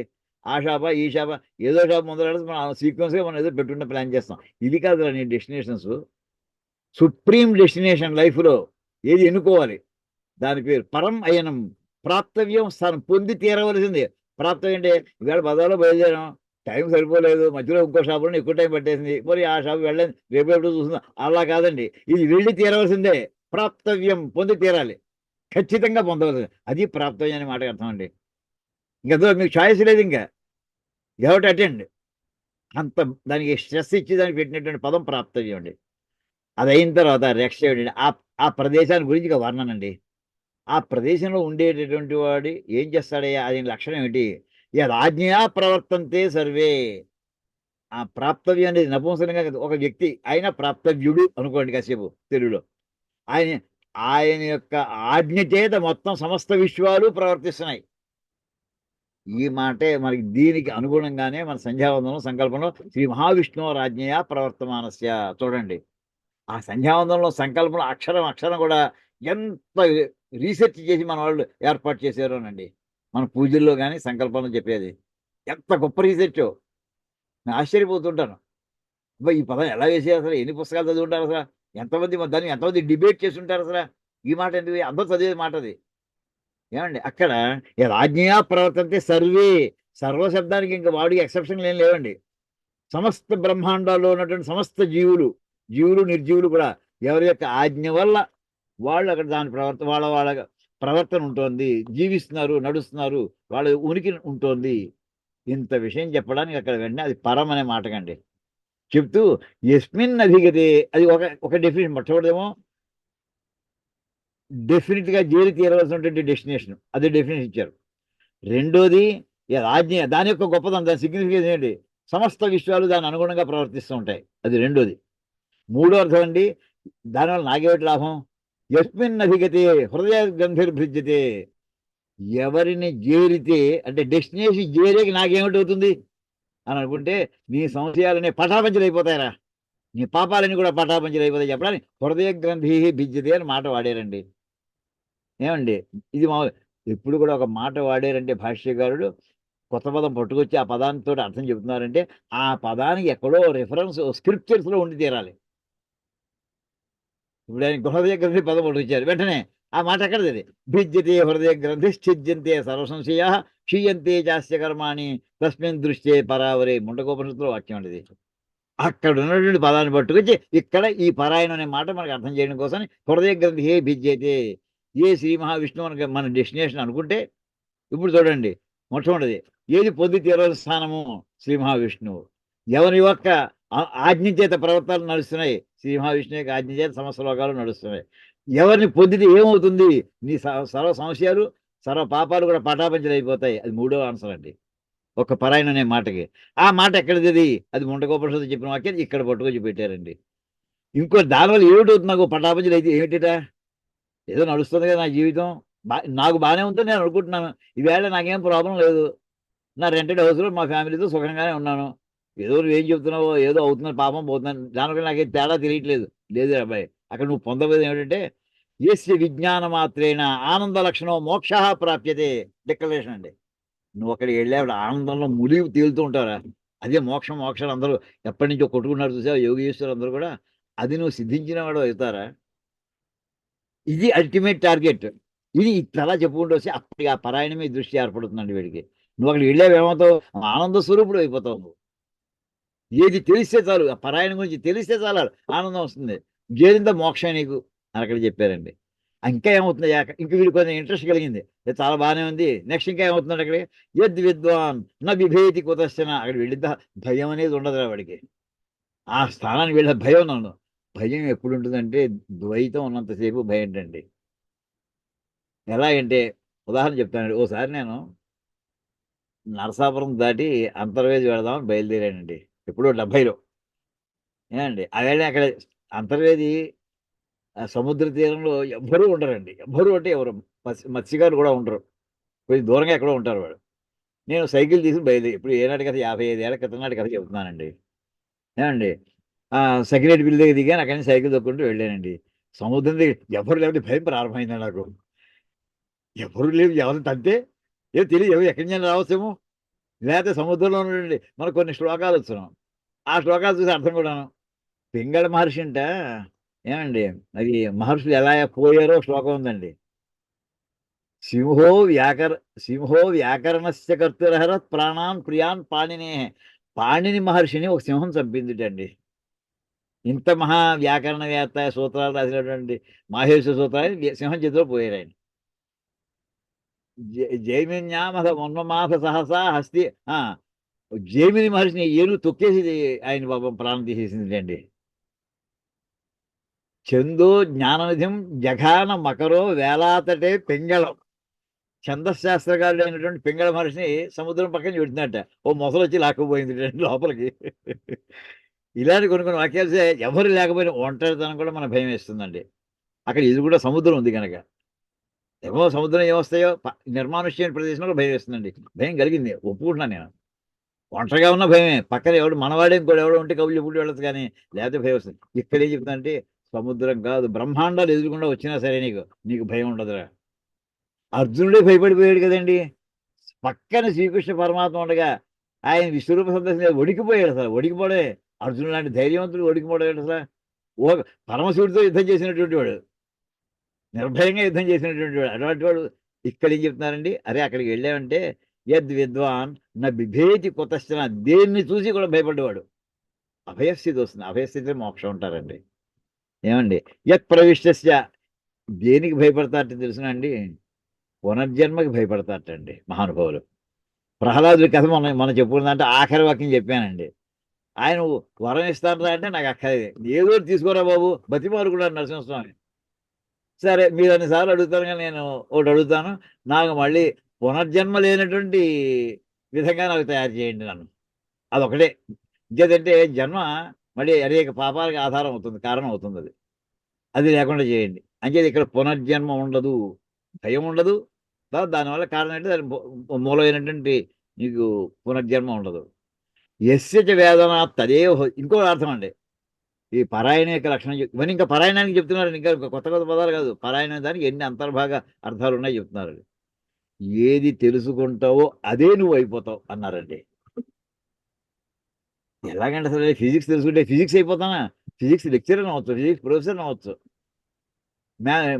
మెడిసిన్ చదివాడు, మెడిసిన్ డాక్టర్ అవుతాడు, మెడిసిన్ అయిపోడు. కానీ విశేషం అంటే బ్రహ్మ విద్య నేర్చుకున్నాడు బ్రహ్మ అయిపోతాడటండి. బ్రహ్మవిద్ బ్రహ్మైవ భవతి. అది ఎక్కడ ఊహితలేదు. యశ్చ వేదనాత్ తదేవ భవతి. ఏది తెలుసుకుంటే అదే అయిపోతాడు. బ్రహ్మవేద బ్రహ్మైవ భవతి. వేదము తెలుసుకుంటే పరబ్రహ్మం తెలుసుకుంటే వాడు పరబ్రహ్మ అయిపోతాడు. వాడు ఇప్పుడు రమణ మహర్షిని అనుకోండి, ఆయన అనుభూతి పొందే ఆయనే పరబ్రహ్మం సాక్షాత్. రామకృష్ణ పరమహంస వాడు సాక్షాత్ పరబ్రహ్మ స్వరూపుడు. వాళ్ళు పరబ్రహ్మ స్వరూపుడు, వాళ్ళు నిర్గుణ పరబ్రహ్మం వాళ్ళు. ఏమండి ఇంకోటి పోనీ, ఇందాక మీరు పరాయణం అనే మాటకి ఏదో ద గ్రేటెస్ట్ రూట్ అని అన్నట్టుగా చెప్పారు కదా, ఇది గొప్ప మార్గం. ఇంకో రూట్లో పెడతానండి. ఒక చోటకి ఒకే రూట్ ఉండాలనే ఉంది, 2-3 రూట్లు ఉండదు కదా. ఇవన్నీ నాకు నచ్చలేదండి. ఓరే పిచ్చాడా ఉన్నావు, ఇంకో రూట్ లేదు అది, ఇది ఒకటే మార్గం. దానికి ఏంటంటే నాణ్య పంథ విద్యతే జనాయ. ఎక్కడ ఇంకో మార్గం లేదు, ఇది తప్పని గత్యంతరం లేదు అని డిక్లేర్ చేసుకుంటూ వచ్చారండి. ఇది శృతి తదుక్తం. ఇంత చెప్పి ఈ విషయం అంతనే కలిపి తదుక్తం ఇంతవరకు చెప్పిందా ఏకం పరాయణం. అదండి ఇక్కడ ఇందులో ఆయన ఏం చెప్పుకొచ్చారు చూడండి స్టైల్లో. ఒకటి పదాన్ని ఎన్నుకున్నారు, వరుసలో ఉన్నటువంటి పదాన్ని అక్షరం పట్టుకుని దానికి వ్యాకరణ సూత్రాలు చెప్తున్నారు. ఇందాక దైవతం అన్నాం అనుకోండి, దైవతం అనే మాటకి దేవ అనే అర్థం చెప్పారు అన్నాం, దానికి వ్యాకరణ సూత్రం వెంటనే రాసేస్తున్నారు ఆయన. స్వార్థే తద్ధిత ప్రత్యయ విధానాత్. తన అర్థంలో తద్ధితం చెప్పడం ఉంది. అదే విషయాన్ని తన పదం అంటే దశరథుడు దాశరథి, దశరథుని యొక్క సంతానము దాశరథి అని మామూలుగా అనుకుంటాం. దాన్ని తద్ధితం అంటారు. మానవుడు మానవత్వము. కానీ కొన్ని చోట్లట ఆ ప్రత్యేక డిరైవ్డ్ వర్డ్ కూడా ఒరిజినల్ని అర్థం చెప్తుంది అని సూత్రం పట్టుకొచ్చారండి. ఆ రకంగా ధర్మరాజు చెప్పింది తప్పు కాదు, కానీ మనం తీసుకోవాల్సింది కూడా ఇది దేవహని అర్థం తీసుకోవాలి. వ్యాకరణం చెప్పాలండి, మీమాంస చెప్పాలండి, పురాణాలు చెప్పాలి, ఉపనిషత్తులు చెప్పాలి. ఇవన్నీ చెప్పడానికి చెప్పడం చేతనైనటువంటి వాడు, సమర్థుడైనటువంటి వాడు మాత్రమే భాష్యకారుడు కాగలడండి. అది ఇక్కడండి. ఇంకోటి, భాష్యం రాసేప్పుడు ఎలా ఉంటుందంటేనండి, మహాకవులు కానీ వాడు రాయరండి, లేఖకుండా పెట్టుకుంటారు. వాడు స్టెనోగ్రాఫర్ ఉండాలి, వాడు డిక్టేషన్ ఇస్తుంటారు. ఇంకోటి, భాష్యం రాసేటోటి విశేషం ఏంటంటే, ఒకసారి నోట్లోంచి ఒక అక్షరం వచ్చిందో రాయమని చెప్పి ఆ అక్షరం రే భయ్ ఆ మాట తీసేయా బాగా కొట్టాయి, ఇంకోటి చెప్తాను దానికి బెటర్ వర్డ్ అది మళ్ళీ సెకండ్ ఆప్షన్ వస్తుంది, అలా అనడానికి అధికారం లేదండి అనేవాడు భాష్యకారుడు కాకూడదండి. అంటే మనకి అయితే కంప్యూటర్ ఒక చిన్న సెంటెన్స్ లీవ్ లెటర్ పెట్టాలంటే ఓ పదం వేస్తాం, అదే మళ్ళీ బ్యాక్ స్పేస్ ఇస్తాం, అది మార్చేస్తాం, ఇది బాగాలేదు, ఇంకో రకంగా బ్యాక్ స్పేస్ మనకి రబౌట్స్ వీటితోటే మన లైఫ్లో గడుస్తుందండి. కంప్యూటర్ కూర్చొని సేపు అది కొట్టకుండా నేను లెటర్ టైప్ చేయగలను అన్నవాడు ఇంతవరకు నాకు ఎవరికి అనిపించలేదు, ఒకసారి కూడా ముట్టుకోకుండా. అవునా కదా, కానీ భాష్యకారు అది ఫైనల్, అది ఆఖరి వాక్యం అండి. వాడి నోట్లో వచ్చిందో శిలాశాసనం, అది ఎప్పుడు సాధ్యమవుతుందో తెలుసునండి. కొన్ని చాలా చాలా తరవాయిలు అంటారు, తరవాయిలు అంటే బ్యాచెస్ అని, చాలా బ్యాచెస్ పాఠం చెప్పగా కొన్ని ఫిక్స్ అయిపోతాయి. ఆ పదం వస్తే ఇదే అర్థం వచ్చేస్తుంది అంతే, ఇంకా దాని మార్పు ఉండదు. అంత ఎంతో మందికి ఆ పాఠాన్ని చెప్పి ఉండే ఈ జగద్గురువు కనుక, సహజంగా అవతార పురుషుడు కనుక ఆయన ఒక్కసారే వచ్చేసింది అంతే ప్రవాహం కింద. మనలాంటి వాడికి చిన్న మాట చెప్పాలంటే 10 సార్లు ఆలోచించుకోవాలి, చెప్పితే దాని దిద్దుళ్ళు మళ్ళీను కొట్టివేతలు ఏమీ ఉండవండి. ఈ రకంగా ఒక్క మాటకి ఇప్పుడు చూడండి, మనం సుమారు 15 నిమిషాలు 20 నిమిషాలు పట్టిందండి ఏకంపరాయణం. ఇది విష్ణు సహస్రనామంలో ఇదొక పదం అండి. అయితే ఇక్కడ విచిత్రం, గురుగారు దీని సమ్మరీ చెప్పండి. ఇప్పుడు ఇంత ఇంత గొప్ప మాట చెప్పారు, కిమేతం దైవతం లోకే కింవాప్యకం పరాయణం. ఇప్పుడు ఇన్ని రకాలైన భాష్యాలు చెప్పిన తర్వాత దీనికి సూక్ష్మంగా సంగ్రహంగా ఎలా చెప్పగలరు? దానికి అంటే చెప్పేయండి ఒకసారి. ఇందులో మొత్తం 6 క్వశ్చన్స్ అడిగాడండి ధర్మరాజు. ఆ 6 క్వశ్చన్స్ లో మొదటి క్వశ్చన్ ఏంటంటే, ఇప్పుడు మొత్తం మన వాంగ్మయంలో నిర్ణయించబడినటువంటి సుప్రీం గాడ్ ఎవరు? మన వాంగ్మయంలో, లోకంలో అంటే బయట, లోకంలో అంటే మన వాంగ్మయంలో, మొత్తం మన లిటరేచర్ అంటే ఇది మనం రాసుకుంది కాదండి, మహర్షులు ఇచ్చినటువంటిది. ఎటువంటి ఋగ్వేదంలో చెప్పినటువంటి దేవతలు కొన్ని వందల మంది దేవతలు ఉన్నారు, యజుర్వేదంలో దేవతలు ఉన్నారు, ఏమంటే సామవేదంలో వస్తారు. ఇంతమంది దేవతలు ఉండగా వీళ్ళందరిలోకి ఒకే ఒక్క ఫైనల్ దేవత ఎవరు? అది మొదటి క్వశ్చన్ అండి. ఏమండి, నేను చేరి తీరవలసినటువంటి గమ్యం ఏమిటి, ఆ గమ్యం యొక్క లక్షణాలు ఏమిటి, అది రెండో క్వశ్చన్ అండి. నేను చేరవలసింది ఏమిటి, ఎక్కడ చేరాలి నేనే కాదు మా జనం అంతా కూడా. ఇక్కడ నేను మొన్న మాట అన్నానండి, భీష్ముని యొక్క పెర్స్పెక్టివ్ ఏమిటి, ధర్మరాజు యొక్క పెర్స్పెక్టివ్ ఏమిటి? ధర్మరాజు ఈవేళ తన ఇండివిజువల్ కోసం అడుగుతున్నాడా, లోకం కోసం అడుగుతున్నాడా? ఈవేళ చక్రవర్తి అయిపోయాడు అతను ధర్మరాజు. వీళ్ళు ఎలాంటి శ్రీరామచంద్రుడు ధర్మరాజు వీళ్ళిద్దరు ఏ కేటగిరీ అంటే, తమకంటూ అందులో ఉనికి లేదు అసలు వీళ్ళకి. రాజ్యరికంలో నా ఫ్యామిలీ, నా కొడుకు, నా భార్య ఏం కాన్సెప్ట్ లేదు. వాళ్ళు ఐడెంటిఫై అయిపోయారు మాసెస్ తోటి, జనంతో. ఇప్పుడు ఇతని తపన అంతా కూడా తన ప్రజల గురించేనండి. తన ప్రజలకు ఏం కావాలి? మామూలు ఈవేళ కూడా ఏ ప్రభుత్వం గవర్నమెంట్ లోకల్గా ఈవేళ కూడా బీజేపీ గవర్నమెంట్, కాంగ్రెస్ ఎవరైనా సరే ప్రజల యొక్క క్షేమం కోసం మేము ఈ స్కీమ్స్ చేస్తున్నాం, ఆ స్కీమ్ చేస్తున్నాం, మమ్మల్ని ఎన్నుకోండి అంటారండి. వెల్ఫేర్ స్కీమ్స్ మామూలుగా వీళ్ళు చెప్పేది. ఈ వెల్ఫేర్ అనే మాట దేనికి? అది ఫిజికల్ ప్రాస్పరిటీ. ఇప్పుడు నా జనం అందరికీ ఫిజికల్ ప్రాస్పరిటీ కావాలి. నాకు ఏం చేస్తే వస్తుంది? కింగ్ జపన్, ఏది జపం చేయాలి, ఏది ధ్యానం చేయాలి, ఏది పూజ చేయాలి, నేను ఇవన్నీ ఎవరిని చేస్తే నా ప్రజలు సుఖంగా ఉంటారు చెప్పండి. అది ధర్మరాజు అడుగుతున్నటువంటి ప్రశ్నలు అండి భీష్ముడిని. అయితే ఈ డబ్బులనే కొట్టుకుమెట్ట అక్కడే ఆగిపోకూడదు వీళ్ళు. నెక్స్ట్ ఇవన్నీ ఫాలో అప్ అండి. ఇంత డబ్బు వచ్చిన తర్వాత, ఇంత ఐశ్వర్యం పొందిన తర్వాత నా ప్రజలు అక్కడ వాడు మోక్ష మార్గంలో కూడా వెళ్ళడం నాకు అవసరం. ఫిజికల్ ప్రాస్పరిటీ ఇవాళ మన గవర్నమెంట్స్ అన్ని కూడా, అన్ని దేశాలు ప్రపంచంలో ఇవాళ మ్యాక్సిమం వాడు అనౌన్స్ చేసి ఫిజికల్ ప్రాస్పరిటీయే. కానీ అక్కడ నా వాళ్ళది కాదు, వాడు స్పిరిచువల్ ప్రాస్పరిటీ కూడా నేను కోరుకుంటాను. అల్టిమేట్ ఎంతవరకు మోక్ష పర్యంతం నాకు మార్గం చెప్పండి. ఫిజికల్ ప్రాస్పరిటీ రావాలి, యంగ్ ఏజ్లో ఎంజాయ్ చేయడానికి, అయిన తర్వాత వాళ్ళకి అల్టిమేట్లీ మోక్ష మార్గం, అదే మార్గం తీసి వెళ్ళిపోవాలి. ఇక అయిపోయి మళ్ళీ అదే రూట్ మార్చకూడదు. ఇంకా ఇన్ని విషయాలు అడిగాడండి ధర్మరాజు యొక్క పెర్స్పెక్టివ్. అది భీష్ముడి యొక్క పెర్స్పెక్టివ్ ఏంటండి? ఒరే అని 6 క్వశ్చన్ ఇప్పుడు ఈవేళ మనకి ఎగ్జామినేషన్ సెషన్ 10 క్వశ్చన్స్ ఇచ్చి 6 క్వశ్చన్ రాయమన్నారండి. మీరు 6 క్వశ్చన్స్ కలిపి ఒకటే ఆన్సర్ ఉందని చెప్పి ఒకటే ఆన్సర్ రాయండి. మార్కులు వేస్తారా? మనకి ఒకటే క్వశ్చన్ ఆన్సర్ వేస్తాడు వాడు. 6 క్వశ్చన్స్ కలిపి వేయడు. అవునా కదా? వెంటనే ఫెయిల్ అవుతాం మనం. 6 క్వశ్చన్స్ రాస్తేనే పెర్ఫెక్ట్ రాస్తేనే మనకి 40% 50% వస్తాయి. కానీ ఇక్కడ భీష్ముడు చెప్పింది ఒకటే ఆన్సరు. నువ్వు అడిగిన 6 క్వశ్చన్స్కి ఒకటే అబ్బాయి ఆన్సరు. అది విష్ణు సహస్రనామం అని ఇంటిగ్రేట్ చేసి దాని మార్కులు 70% వచ్చేసాయి. అది విచిత్రం. 70% అంత మార్కులు వచ్చాయి దీనికి. ఆయన పెర్స్పెక్టివ్ అది, ఈయన పెర్స్పెక్టివ్ ఇది. మన పెర్స్పెక్టివ్ ఏంటండి? నీ ఏది పారాయణ చేస్తే నాకు పుణ్యం అవుతుంది. ఏది పారాయణ చేసుకోవాలి నేను? 12 నిమిషాలు అయిపోతున్నా 13 నిమిషాలు పోటీ కొద్దీ మనం పారాయణ చేస్తామండి. అర్థం పట్టించుకోం. కానీ ఆ శంకరాచార్య వారి పెర్స్పెక్టివ్ ఏంటి? ఒరే అర్థం మీరు చేస్తే పుణ్యం వస్తుంది, పాస్ మార్కులు వచ్చేస్తాయి, కానీ క్లాస్ మార్కులు రావు. పారాయణ చేస్తే పాస్ మార్కులు వస్తాయి, క్లాస్ మార్కులు రావు. దానికి అర్థం చూసుకుని తేడా. ఈయన పెర్స్పెక్టివ్ ఇదండి. ఒకే విషయం మీద ఎవరెవరు వాళ్ళ దృక్కోణంలో కనిపిస్తుంది. నాకు అలా అనిపించిందండి. ఏమండి, ఇది విష్ణు సహస్రనామ భాష్యం తీసుకుని ఇందులో ఒక మాట తీసుకున్నానండి. ఇంకా విలక్షణంగా ఎలా పెడుతుందో చూడండి. మనకు అందులో వీర అనే పదం చాలాసార్లు వస్తూ ఉంటుందండి. ఉదాహరణకి ఉత్తారణో దుష్కృతి పుణ్యో దుస్వప్ననాశన వీరహ రక్షణ సంతో జీవనం పర్యవస్థిత అని ఒక చోట వీరహ పదం 4 సార్లు వస్తుందండి. అది వీరహ వీర వీరుడు అంటే మామూలు మన అర్థం. వీరహ అంటే వీరుణ్ణి చంపినవాడు. ఇది మామూలు. హా అంటే చంపడం అండి. వీరహ వీరుణ్ణి చంపినవాడు. ఏంటి పెద్ద భాష్యం ఏంటి అనుకుంటామండి. కాదండి, అసలు అక్కడే తెలుసు శంకర యొక్క గొప్పదనం. వీరుడు అంటే అర్థం ఏం చెప్తామండి? వాడు శౌర్యవంతుడు, పరాక్రమవంతుడు, శత్రువులతో యుద్ధం మళ్ళీ ఎక్కడ పారిపోకుండా యుద్ధం చేసేటటువంటి వాడు. ఇలా అర్థాలు చెప్పుకున్నాను. ఆ అర్థాలు ఆయన చెప్పారండి. చెప్పి చివరికి ఏం చెప్పారంటే ఎవరు ఊహించండి, వీరా పదాన్ని ఆయన సవర్ణ దీర్ఘసంధి చేశారండి. ఆయన వీరా అనే పదం సవర్ణ దీర్ఘసంధి వి ప్లస్ ఈరా అన్నారండి. అసలు ఇలా చేయొచ్చని ఎవరికి తోచదు. ప్రపంచంలో రెండోడి దొరకలేదండి వీర శబ్దాన్ని. ఈరా అంటే ఏంటంటే ఈరగతో వ్యాకరణ సూత్రం అండి. గమనం అని అర్థం.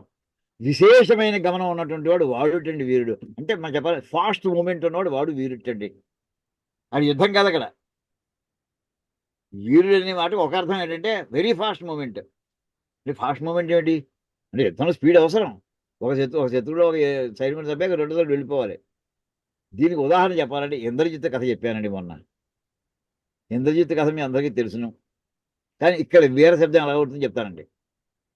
లక్ష్మణుడు, ఇంద్రజిత్తు హోరాహోరి 1 గంట 2 గంటలు కాదండి, 3 days అహోరాత్రాలు యుద్ధం చేశారండి వాళ్ళు.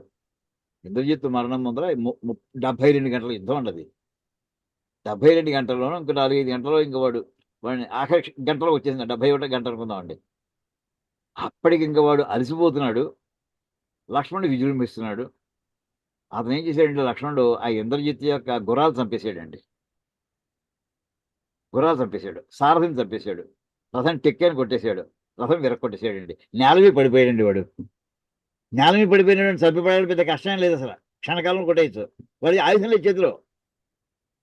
ఏమండి, ఈ స్థాయిలో ఉండగా అక్కడ ఒక్క నిమిషం జస్ట్ ఇప్పుడే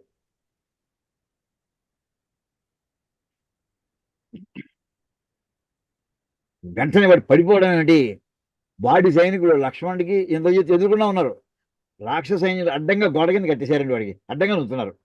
లక్ష్మణుడికి ఇంద్రజిత్తు కనిపించట్లేదు. ఒక సెకండ్లో వాళ్ళ ఎక్కడి ఆ పక్కనే ఉన్న ఇంతవరకు వాళ్ళ యుద్ధం చూస్తున్నటువంటి రాక్షస సైనికులు అడ్డంగా వచ్చేసారు. వందలాది మంది, వేలాది మంది వచ్చేసారండి. ఇంద్రజిత్ ఎక్కడ ఉన్నాడో కనిపించలేదు లక్ష్మణుడికి. ఇప్పుడు వీళ్ళని క్లియర్ చేసుకుంటే కదా మళ్ళీ ఇంద్రజిత్తుని కొట్టడానికి లక్ష్మణుడికి. వీళ్ళని క్లియర్ చేసుకోవాలి, దారిలో అడ్డపడ్డారు వీళ్ళు. వీళ్ళని తోసేయాలి. వీళ్ళని చంపుతున్నాడండి. చంపేసినా ఇంకా వచ్చేస్తున్నారు వాళ్ళు. చెప్పనండి, ఆయనదో 15 నిమిషాల్లో ఇంద్రజిత్తు మళ్ళీ రథంతో కనిపించాడండి. ఆ నికుంభుల యాగంటే రెండో రథం లేదు రాక్షసుడికి, ఒక్కడిదే ఇంద్రజిత్తుదే రథం. ఆ రథం ఇందాక దొరకొట్టేశాడు లక్ష్మణుడు. రెండో రథం ఎక్కడి నుంచో తెలుసునండి. ఇప్పుడు ఆ నికుంభుల యాగం ప్రదేశం నుంచి లంకా నగరం 20 కిలోమీటర్ల దూరం అండి సుమారుగా. వీడి 15 నిమిషాల్లో ఏ స్పీడ్గా పరిగెట్టాలి. నడిచి వెళ్ళే టైం కాదు. ఆ పరిగెట్టడంలో 8 నిమిషాలు 10 నిమిషాలు వాడు పరిగెట్టుకుంటూ వెళ్ళాడండి లంకకి. వీళ్ళు అక్కడ కొన్ని మామూలు రెడీమేడ్ మీకు రథాలు రెడీగా ఉంటాయి. ఓ రథం తీసుకుని మళ్ళీ ఇంకో 10 నిమిషాలు ఇక్కడికి వచ్చేసాడండి. 5 నిమిషాల్లో. లక్ష్మణుడు ఆశ్చర్యపోయండి. ఏమిటి విభీషణ ఏమిటి ఇప్పుడే కదా అర్థం వెలకొట్టేసా. నువ్వు ఏమిటి అండర్ ఎస్టిమేట్ చేస్తున్నావు ఇంద్రజిత్తుని. వాడు వీరుడు. వీరుడు అంటే ఇక్కడ విశేషమైన గమనం గలవాడు, గుర్తుపెట్టుకోండి. వాడు పౌరుషవంతుడే కాదు, పౌరుషం ఎలాగే ఉంది. ఏం ఫాస్ట్ 15 నిమిషాలు 20 కిలోమీటర్ దూరం వెళ్ళి 20 కిలోమీటర్ రావడమా? సామాన్య మానవుడిగా సాధ్యం అవుతుందండి అసలు? అక్కడ ఆ కథ చెప్పుకున్నామండి. అంటే అది విశేషం, ఫాస్ట్ మూమెంట్ ఉండాలి. అది ఒక ఈ అర్థం ఎవ్వరూ చెప్పరండి శంకర భాష్యంలో. అంటే ఉన్న పదంలోనే సంధులు తీస్తే అర్థాలు మారుతాయా? ఇది ఒక కథ చెప్పామండి. ఇది అప్పుడు ఏం చెప్పామంటే ఇప్పుడు విష్ణు సహస్రనామం చిన్న రిఫరెన్స్ అయిందండి. నెక్స్ట్ ఇంకా గీతా భాష్యంలోకి వెళ్ళాం. గీతా భాష్యంలో ముందర అసలు భాష్యం ఎలా ప్రారంభిస్తారని చెప్పుకుంటామండి. ఇప్పుడు నారాయణ పరవ్యక్త అది ఎప్పుడు చెప్పుకుంటూ ఉంటామండి. చెప్పి శంకర్ యొక్క రచనలోనండి ఎప్పుడైనా యాక్టివ్ వాయిస్లో ఎక్కడా వాక్యం దొరకలేదండి నాకు, ఒక్క చోట తప్ప. యాక్టివ్ వాయిస్ అంటే ఏంటి? నేను రాస్తున్నాను, నేను చదువుతున్నాను, నేను వింటున్నాను, నేను పెడుతున్నాను, ఇదంతా active. Yes I'm going to write, అది యాక్టివ్ వాయిస్. అది అంతా పాసివ్ వాయిస్లో ఉంటాయి.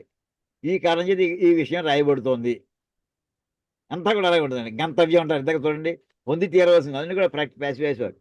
కానీ ఇక్కడ భగవద్గీత ప్రారంభంలోనండి అది భాష్యం భూమికి రాసుకున్నారు ఆయన.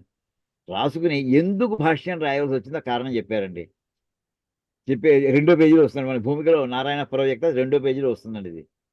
అక్కడ ఏమన్నారంటే ఇందులో ఉన్న భగవద్గీతలో ఉండే ప్రతి పదార్థాలకి కూడా పదము పదానికి అర్థము నాకంట ముందర వాళ్ళు వికృతమైనటువంటి అర్థాలు చెప్పేశారు. వాళ్ళు ఆ పదానికి ఏ అర్థం చెప్పకూడదో ఆ అర్థాన్ని చెప్పారు, ఏ అర్థం దానికి వర్తించదో ఆ అర్థాన్ని చెప్పారు. అంతేకాదండి, వాళ్ళు ఒక పదం 4-5 అధ్యాయంలో వచ్చి ఉండదు, 1వ అధ్యాయంలో రావచ్చు, ఇది మళ్ళీ 10వ అధ్యాయంలో రావచ్చు, 16వ అధ్యాయంలో రావచ్చు. ఈ రాసినవాడు కాంప్రహెన్సివ్ వ్యూ లేక 1వ అధ్యాయంలో ఆ పదాన్ని మీనింగ్ నెంబర్ 1 ఇచ్చారండి. మళ్ళీ 16వ అధ్యాయం దగ్గర వచ్చినప్పుడు మీనింగ్ నెంబర్ 2, దీనికి ఆపోజిట్ మీనింగ్. అది వాళ్ళే రాశారు, స్వయంకృతం. అది ఇంకోటి ఎవరో రాసిందని వీడు కామెంటరీ రాయట్లేదు. ఒకే సింగిల్ హ్యాండెడ్గా రాసినటువంటి కామెంటరీలో ఒక పదానికి ఒక అర్థం మొదట రాసి ఆ గ్రంథకర్తే ఆ వ్యాఖ్యానకర్తే ఇంకో అదే పదానికి ఆపోజిట్ అర్థం ఆయన రాసేటండి. ఇంకా దాని మీద మనకి రెఫరెన్స్ ఎలా ఉంటుందండి అసలు? అందుచేత ఇవన్నీ సమస్యలన్నీ ఉన్నాయి కనుక నేను మళ్ళీ పునః భాష్యం రాయవలసి వస్తోంది అని డిక్లేర్ చేశారండి ఆయన. దానికి ఇలా రాశారు, తదర్థ ఆవిష్కరణాయ అనేకై వివృత పదార్థ వాక్యార్థ న్యాయమపి అత్యంత విరుద్ధ అనేకార్థత్వేన. ఈ రాసిన గ్రంథాలు జనం చదువుకుంటున్నారు. ఏమైనా పెద్ద ఆయన అని చెప్పి ఆయన రాశారు కదా, అది చదువుకుంటున్నారు. ఏమైందంటే ఆయన తప్పుడు డైరెక్షన్ పెట్టేసి వీళ్ళతో తప్పుడు మార్గంలో వెళ్ళిపోతున్నారు, అది చెప్తున్నారండి. అంచేత లౌకికై గృహ్యమానం ఉపలభ్య, వాడు రాసిన గ్రంథాలు ఇంటూ పెట్టి కూర్చునే పర్వాలేదు, జనంలోకి వెళ్ళిపోతున్నాయి. అంటే జనంలోకి వెళ్ళడం తప్పవుతుంది.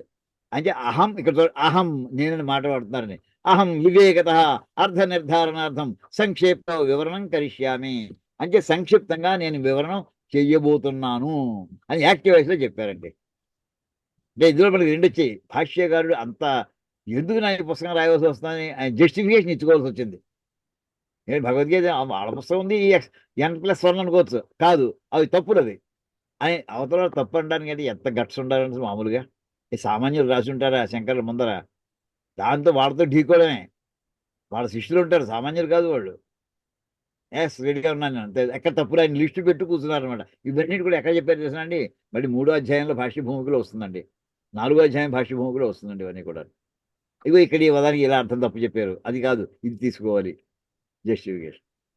ఇది అయిన తర్వాత అందులో ఇంపార్టెంట్ వాక్యం ఒకటి తీసుకున్నానండి. మామూలుగా మన సత్సంగత్వే నిస్సంగత్వం మనం చెప్పాం కదండి, ఒకసారి క్లాసులో చెప్పుకున్నాం. ధ్యాయతో విషయానికి వస్తా అది వివరణ చెప్పాను, మళ్ళీ ఇప్పుడు చెప్పను. అది నిచ్చిన స్టైల్లో అంటే ఒక ల్యాండింగ్ ఉంటే కిందకు వచ్చే మార్గాన్ని కృష్ణ పరమాత్మ చెప్తే ల్యాండింగ్ నుంచి పైకి వెళ్ళే మార్గాన్ని శంకరులు చెప్పారని చెప్తూ ఉంటాను. అది అయిపోయిన తర్వాత భగవద్గీత ఆఖరి శ్లోకాలండి, 68వ శ్లోకం, 68 అనుకుంటాను, 67వ శ్లోకం అండి 18వ అధ్యాయంలోది. అది ఆ స్టైలు మాత్రం నాకు ఎంత మనసు అందరికీ కూడా ఇంప్రెసివ్గా పెడుతుందండి. ఆ శ్లోకం ఏంటంటే, ఇదంతే నా తపస్కాయ నా భక్తాయ కదాచన నచాసు సురోషవే వాచ్యం నచమాం యోభ్యసూయతి. ఇదండి 18వ అధ్యాయంలో 67వ శ్లోకం అండి. ఇంకా కంక్లూడింగ్ సెంటెన్సెస్ వచ్చేస్తూ కృష్ణ పరమాత్మ అర్జునుడితోటి, రే అబ్బాయి ఇంతవరకు నేను చెప్పింది భగవద్గీతని మనం ఎలా చెప్తాం పదాలు చూడండి, సింపుల్ పదాలే కృష్ణ పరమాత్మ వాడేది. నా అతపస్కాయ, తపస్సు చేయని వాడికి చెప్పద్దు, ఇదంతే నా అతపస్కాయ. ఇది నీకు ఏదైతే చెప్పానో ఈ విషయాన్ని మళ్ళీ నువ్వు మళ్ళీ నేను తర్వాత గొడవ మా గురుగారు ఇలా చెప్పారు కృష్ణ పరమాత్మ, నువ్వు ఇలా చెప్పడం ప్రారంభం. ఎవరికైతే తపస్సు చేయని వాడికి చెప్పద్దు.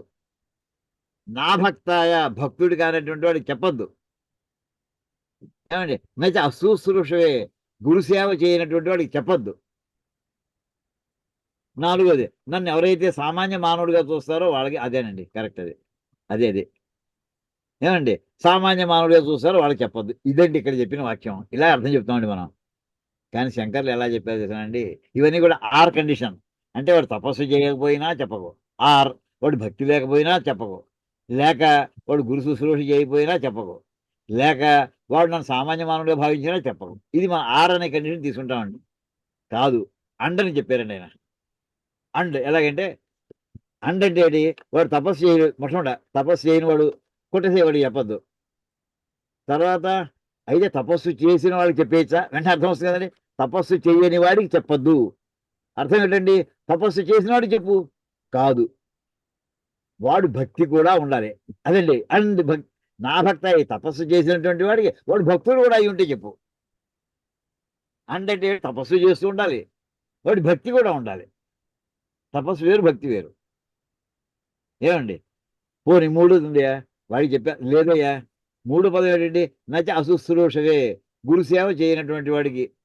అంటే ఒకడు తపస్సు చేస్తున్నాడు, వాడి భక్తి ఉంది, కానీ గురువుకి సేవ చేయడండి వాడు చెప్పాలా వద్దా? మరి ఉందా కదా, అది వాడికి చెప్పకు. ఇంకా ఫిల్టరింగ్ అనమాట. ఫిల్టర్లో ఓ ఫిల్టర్ అయిపోయింది, ఫస్ట్ ఫిల్టర్లో మిగిలిన రెసిడ్యూలు కొంత పార్ట్ సెకండ్ దాంట్లోకి వచ్చింది, మళ్ళీ ఫిల్టర్ అవుతుంది, ఇంకా ముందరకెళ్ళి.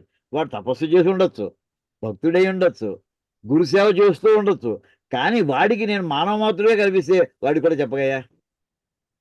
అలాంటి వాడు ఎంత ఉందో భారతంలో మనకు కనిపిస్తారండి. వాడు బంధువే, శిశువాలుడు, వాడు మేనత్త కొడుకు, సామాన్య మానవుడిగా భావించాడు జీవితకాలం అంతా.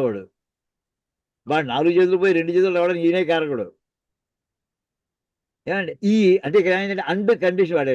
అది చూడండి ఎలా రాస్తారు, వాక్యం చదివితే తపస్వి మొట్టమొదటిది, ఇదం శాస్త్రం తే తవ హితాయ మయా ఉక్తం సంసార విచ్ఛితే అతపస్కాయ తపోరహితాయ నవాచ్యం. మొట్టమొదటిది ఫస్ట్ పదం. తపస్విని అతి, తపస్సు చేసేవాడు అయినా, అభక్తాయ గురు దేవభక్తి రహితాయ, అలాంటి వాడికి కదాచన ఎప్పుడు చెప్పకవాడికి.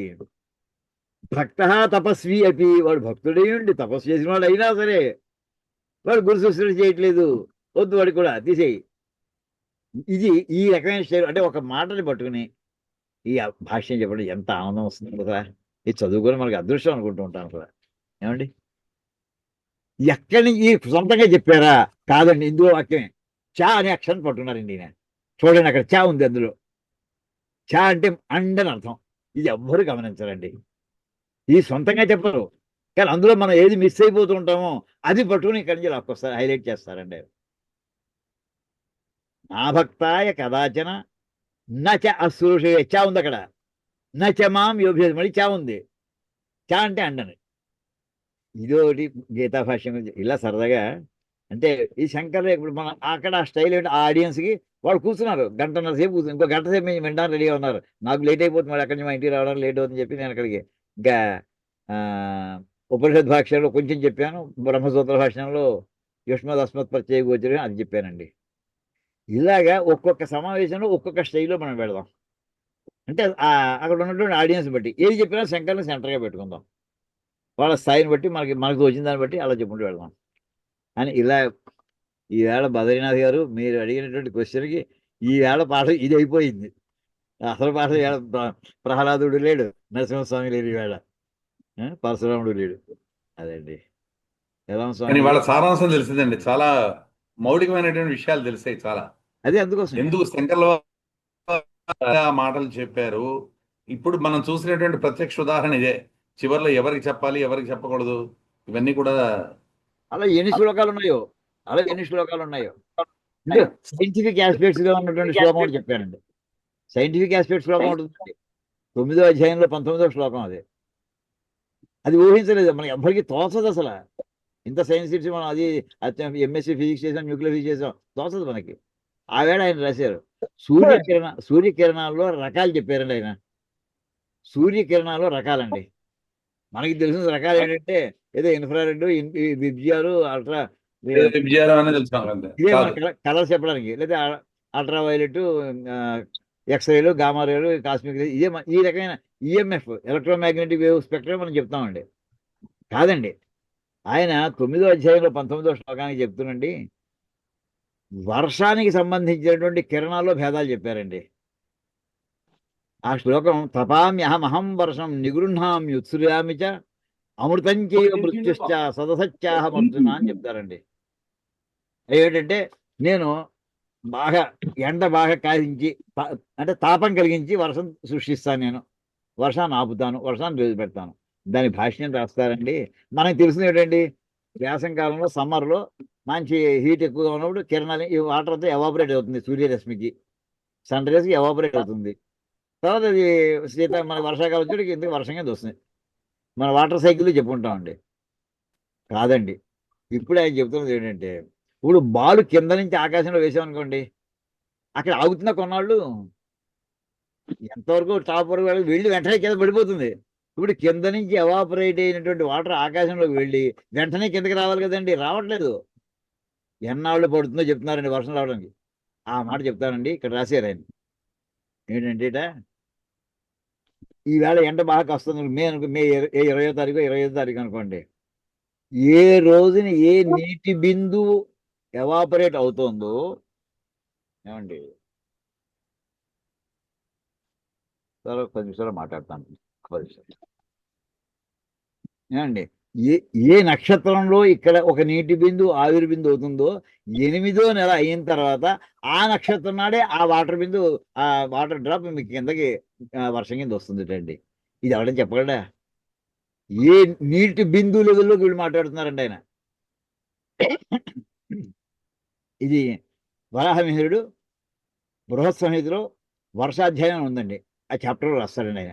ఆ పాయింట్ ఇక్కడ చెప్తూ ఇంకా ఏమైనా చెప్తారు ఈయన, ఆదిత్య భూత్వా, శంకర భాష్యం అండి, కైశ్చిద్ రశ్మిభి ఉల్బణై తపామి, కొన్ని రకముల కిరణంతో నేను నీటి బిందువుల్ని వాటిని వేడి చేసి ఆకాశంలో తీసుకెళ్ళిపోతున్నాను, ఎవాపరేట్ చేస్తున్నాను. కొన్ని రకముల కిరణములు, కైశ్చిద్ రశ్మిభి గుర్తెట్టుకోండి. అది వెళ్ళిన తర్వాత కొన్నాళ్ళు ఆపాలి. పునః నిగృహ్ణామి కైశ్చిద్, కొన్ని కిరణములతోటి ఆకాశంలో ఎవాపరేట్ అయినటువంటి ఆ వాటర్ డ్రాప్స్ అక్కడ హోల్డ్ చేసి పట్టుకుంటుందండి. 8 months పట్టుకోవాలి దాన్ని. అది వెళ్ళింది మీకు వెయిట్ ఉంటే కింద పడిపోవాలి కదా, పడదు. గర్భధారం చేసినట్ట అంతేనండి. తర్వాత కైశ్చిద్ రశ్మిభి ఉత్సృజామి, మళ్ళీ వాటర్ డ్రాప్ మళ్ళీ వర్షం వచ్చేప్పుడు కొన్ని కిరణములతో తగిలేపటికి అక్కడ ఇన్నాళ్ళ నుంచి 8 months నుంచి వెయిట్ చేసినటువంటి వాటర్ డ్రాప్స్ కింద పడతాయటండి. ఇది ఎవడని చెప్పాడండి మనకి? ఇది సైంటిఫిక్ ఆస్పెక్ట్. గర్భధారం లాగండి, మేఘం గర్భధారం లాగా, వర్ష గర్భధారణ అధ్యాయం ఇది రాశారండి. ఏమండి 270 రోజులు లెక్క కూడా ఇచ్చారు ఆయన, 240 రోజులు. అష్టభి ఇంకా చెప్పండి, అష్టభి మాసై పునః ఉత్సృజామి, 8 నెలలు ఆకాశంలో ఉంచి ఈ నీటి బిందువుని కిందకి పంపిస్తున్నాను. ప్రావృషి అంటే వర్షాకాలం, అమృతం చైవ దేవాన, ఇదంతా ఇలాగా ఈ సైంటిఫిక్ ఆస్పెక్ట్స్ కూడా శంకర్లో టచ్ చేస్తుంటారు. మనం వాటి మీద ఫర్దర్ మన అండర్స్టాండింగ్ ఇంకా వర్క్ చేసుకోవాలి. ఇంకా ఇలా కొన్ని పాయింట్స్ మనం ఆ వేళ చెప్పినాడు, కొన్ని పాయింట్స్ ఈవేళ అయ్యాయండి. ఇక్కడికి ఆపుకుందామండి, ఇంకా ఎవరు వెయిట్ చేస్తున్నారు. చాలా సంతోషం అండి, చాలా సంతోషం, చాలా బాగా చెప్పారండి, చాలా సంతోషం. ఒక్క విషయం అండి, మన శంకర్లు వివేక చూడమణిలో మనసే కదా వినపడుతుందండి? అయ్యో వినిపిస్తుందండి. మనసే కదా మరి ముక్తి మార్గాన్ని ఇస్తోంది, మనసే మళ్ళీ ఆత్మని కప్పేస్తోంది అంటే వివేక చూడమణిలో అద్భుతమైన మామూలు వాడికి అర్థమయ్యేలాగా, బాబు సూర్యుడి వల్లే మేఘం ఏర్పడుతోంది, ఆ మేఘమే సూర్యుడిని కమ్మేస్తోంది కదా అని రాశారు. అలాగే మరి వాయువు చేత మేఘం కొన్ని తీసుకొస్తోంది, మళ్ళీ అదే మనసు ఎలాగ మనకి ఆత్మజ్ఞానాన్ని ఇస్తుంది అంటే ఆ వాయువే మళ్ళీ ఆ మేఘాన్ని తీసుకెళ్తుంది అని ఎగ్జాంపుల్ ఇచ్చారు. అసలు వివేక చూడమణిలో ఇక్కడ మనం తీసుకున్నటువంటిది వారి భాష్యాల్లో అది లౌకికమైనటువంటి విషయాలు, సైంటిఫిక్ విషయాలు, ఇవన్నీ భాష్య రచనలలో స్టైల్స్ అండి. చూడండి, మొట్టమొదటి విష్ణు సహస్రనామం ఎలా స్టార్ట్ చేశారు, భగవద్గీత ఎలా స్టార్ట్ చేశారు, మిగతా ఒక్కొక్క తీసుకుంటే ఇలాగ ఒక విశ్లేషణ. ఇలా సరదాగా మన జనాలు నాకేమిటంటే అదృష్టం ఇవన్నీ మళ్ళీ నెమరేసుకుంటూ పుస్తకాలను తిరగేసుకుని చక్కటి అవకాశాన్ని పరమాత్మ ఇచ్చాడండి. అది మళ్ళీ మనందరూ షేర్ చేసుకోవడానికి కూడా అవకాశం ఇచ్చాడు క్లాస్ రూపంలో. అది మా అదృష్టం అంటే మా అదృష్టం సార్, అది మా అదృష్టం. అలాగే సార్ ఎక్కడ మిస్ చాలా బాగుంది గురుగారు విశ్లేషణ, చాలా చాలా బాగుంది వాళ్ళ ఇలా విశ్లేషణ బాగుంది. గురుగారు. ఈ అంతర్వేది సైకిల్ యాత్ర బాగుంది అన్నిటికన్నా. అది మాత్రం నిజమే. ఎందుకంటే పాణిని, జైమిని, పింగళుడు వీళ్ళందరికీ కూడా తగిలి మనకు కూడా తగలచ్చు. అందుకని జాగ్రత్తగా ఉండాలి. భయస్తుంది. ద్వైతం భయమేనండి, ద్వైతం భయమే, అదే ద్వైతం భయమే. ఇంకొకటి ఉంటేనే కదా భయం. అంతే. లేకపోతే 16వ అధ్యాయంలో మొట్టమొదటి పదం 16వ అధ్యాయం భగవద్ అభయం సత్వ సంశుద్ధి అని అభయంతో స్టార్ట్ చేశారండి. అక్కడ 16వ అధ్యాయంలో మొట్టమొదటి పదం అభయం. ఆ భయం లేకుండా ఉంటుంది. ఆ భయం కూడా శంకర్లు ఎలా పోతుందని చెప్పారంటే, బాబు ఈ ప్రపంచం అంతా కూడా భగవత్ స్వరూపమే, అది మళ్ళీ నీ స్వరూపమే. ఎప్పుడైతే అంతా నీ స్వరూపమే అనుకున్నావో నీ దేహంలోంచి నువ్వు బయటికి వ్యాపిస్తావు. నీ దేహానికే పరిమితం అయిపోయి పరిచ్ఛిన్నంగా ఉండవు. ఎప్పుడైతే అంతా నీ స్వరూపం అనుకున్నావు నీకు భయం లేదన్నాడు. అది అలాగే రెండోది ఉంటేనే భయం అండి, రెండోది ఉంటేనే ద్వైతం. రెండోది అప్పుడు ఉండదు. ఆ భావన కనుక వీడు చేయగలిగి శరీరాన్ని బయటికి వెళ్ళి వ్యాపించగలిగితే పరిచ్ఛిన్నం కాకుండా అప్పుడు భయం లేదు వాడికి. అహం బ్రహ్మస్మి లెవెల్కి వెళ్తాడు. అయ్యా మరి ఇంకా కలుద్దాం, మళ్ళీ కలుద్దాం అండి. అందరికీ నమస్కారం ధన్యవాదాలు. గురుగారు నాకు ఇవాళ క్లాస్ అటెండ్ అవడం తోటి నాకు రివిజన్ మంచి రివిజన్ అయింది గురువు గారు. నాకు అలాగే అది కూడా బద్రీనాథ్ గారు అడగటం వల్ల. అది ఓకే అండి. మరి ఉంటా. మంచి అవకాశం కుదిరింది మనకి. మళ్ళీ చెప్పుకున్నాం ఎప్పుడు మళ్ళీ వచ్చినప్పుడు మళ్ళీ కండి. సత్యనారాయణ మంచి విషయాలు చెప్పారండి వాళ్ళ. నాకు ఒక్కొక్క రోజుని ఈ ప్రయాణాలు రథయాత్ర మూలంగా ఒక్కొక్క రోజున క్లాసు కుదరపోతే నేను మెసేజ్ పంపించలేనండి, ఏమనుకోకండి. ఏదైనా మనకి అది ఎప్పుడు ఎంత వీలుంటే ఆ వేళ మాత్రం క్లాస్ తీసుకుంటూ ఉంటాను నేను. అయ్యా అంతవరకు అనుమతి ఇస్తాను. ధన్యవాదాలు గురుగారు. కాయే చెప్పుకోవాలి. ఇప్పుడు ప్రార్థన శ్లోకం చెప్పాం కదా, కాయేన వాచా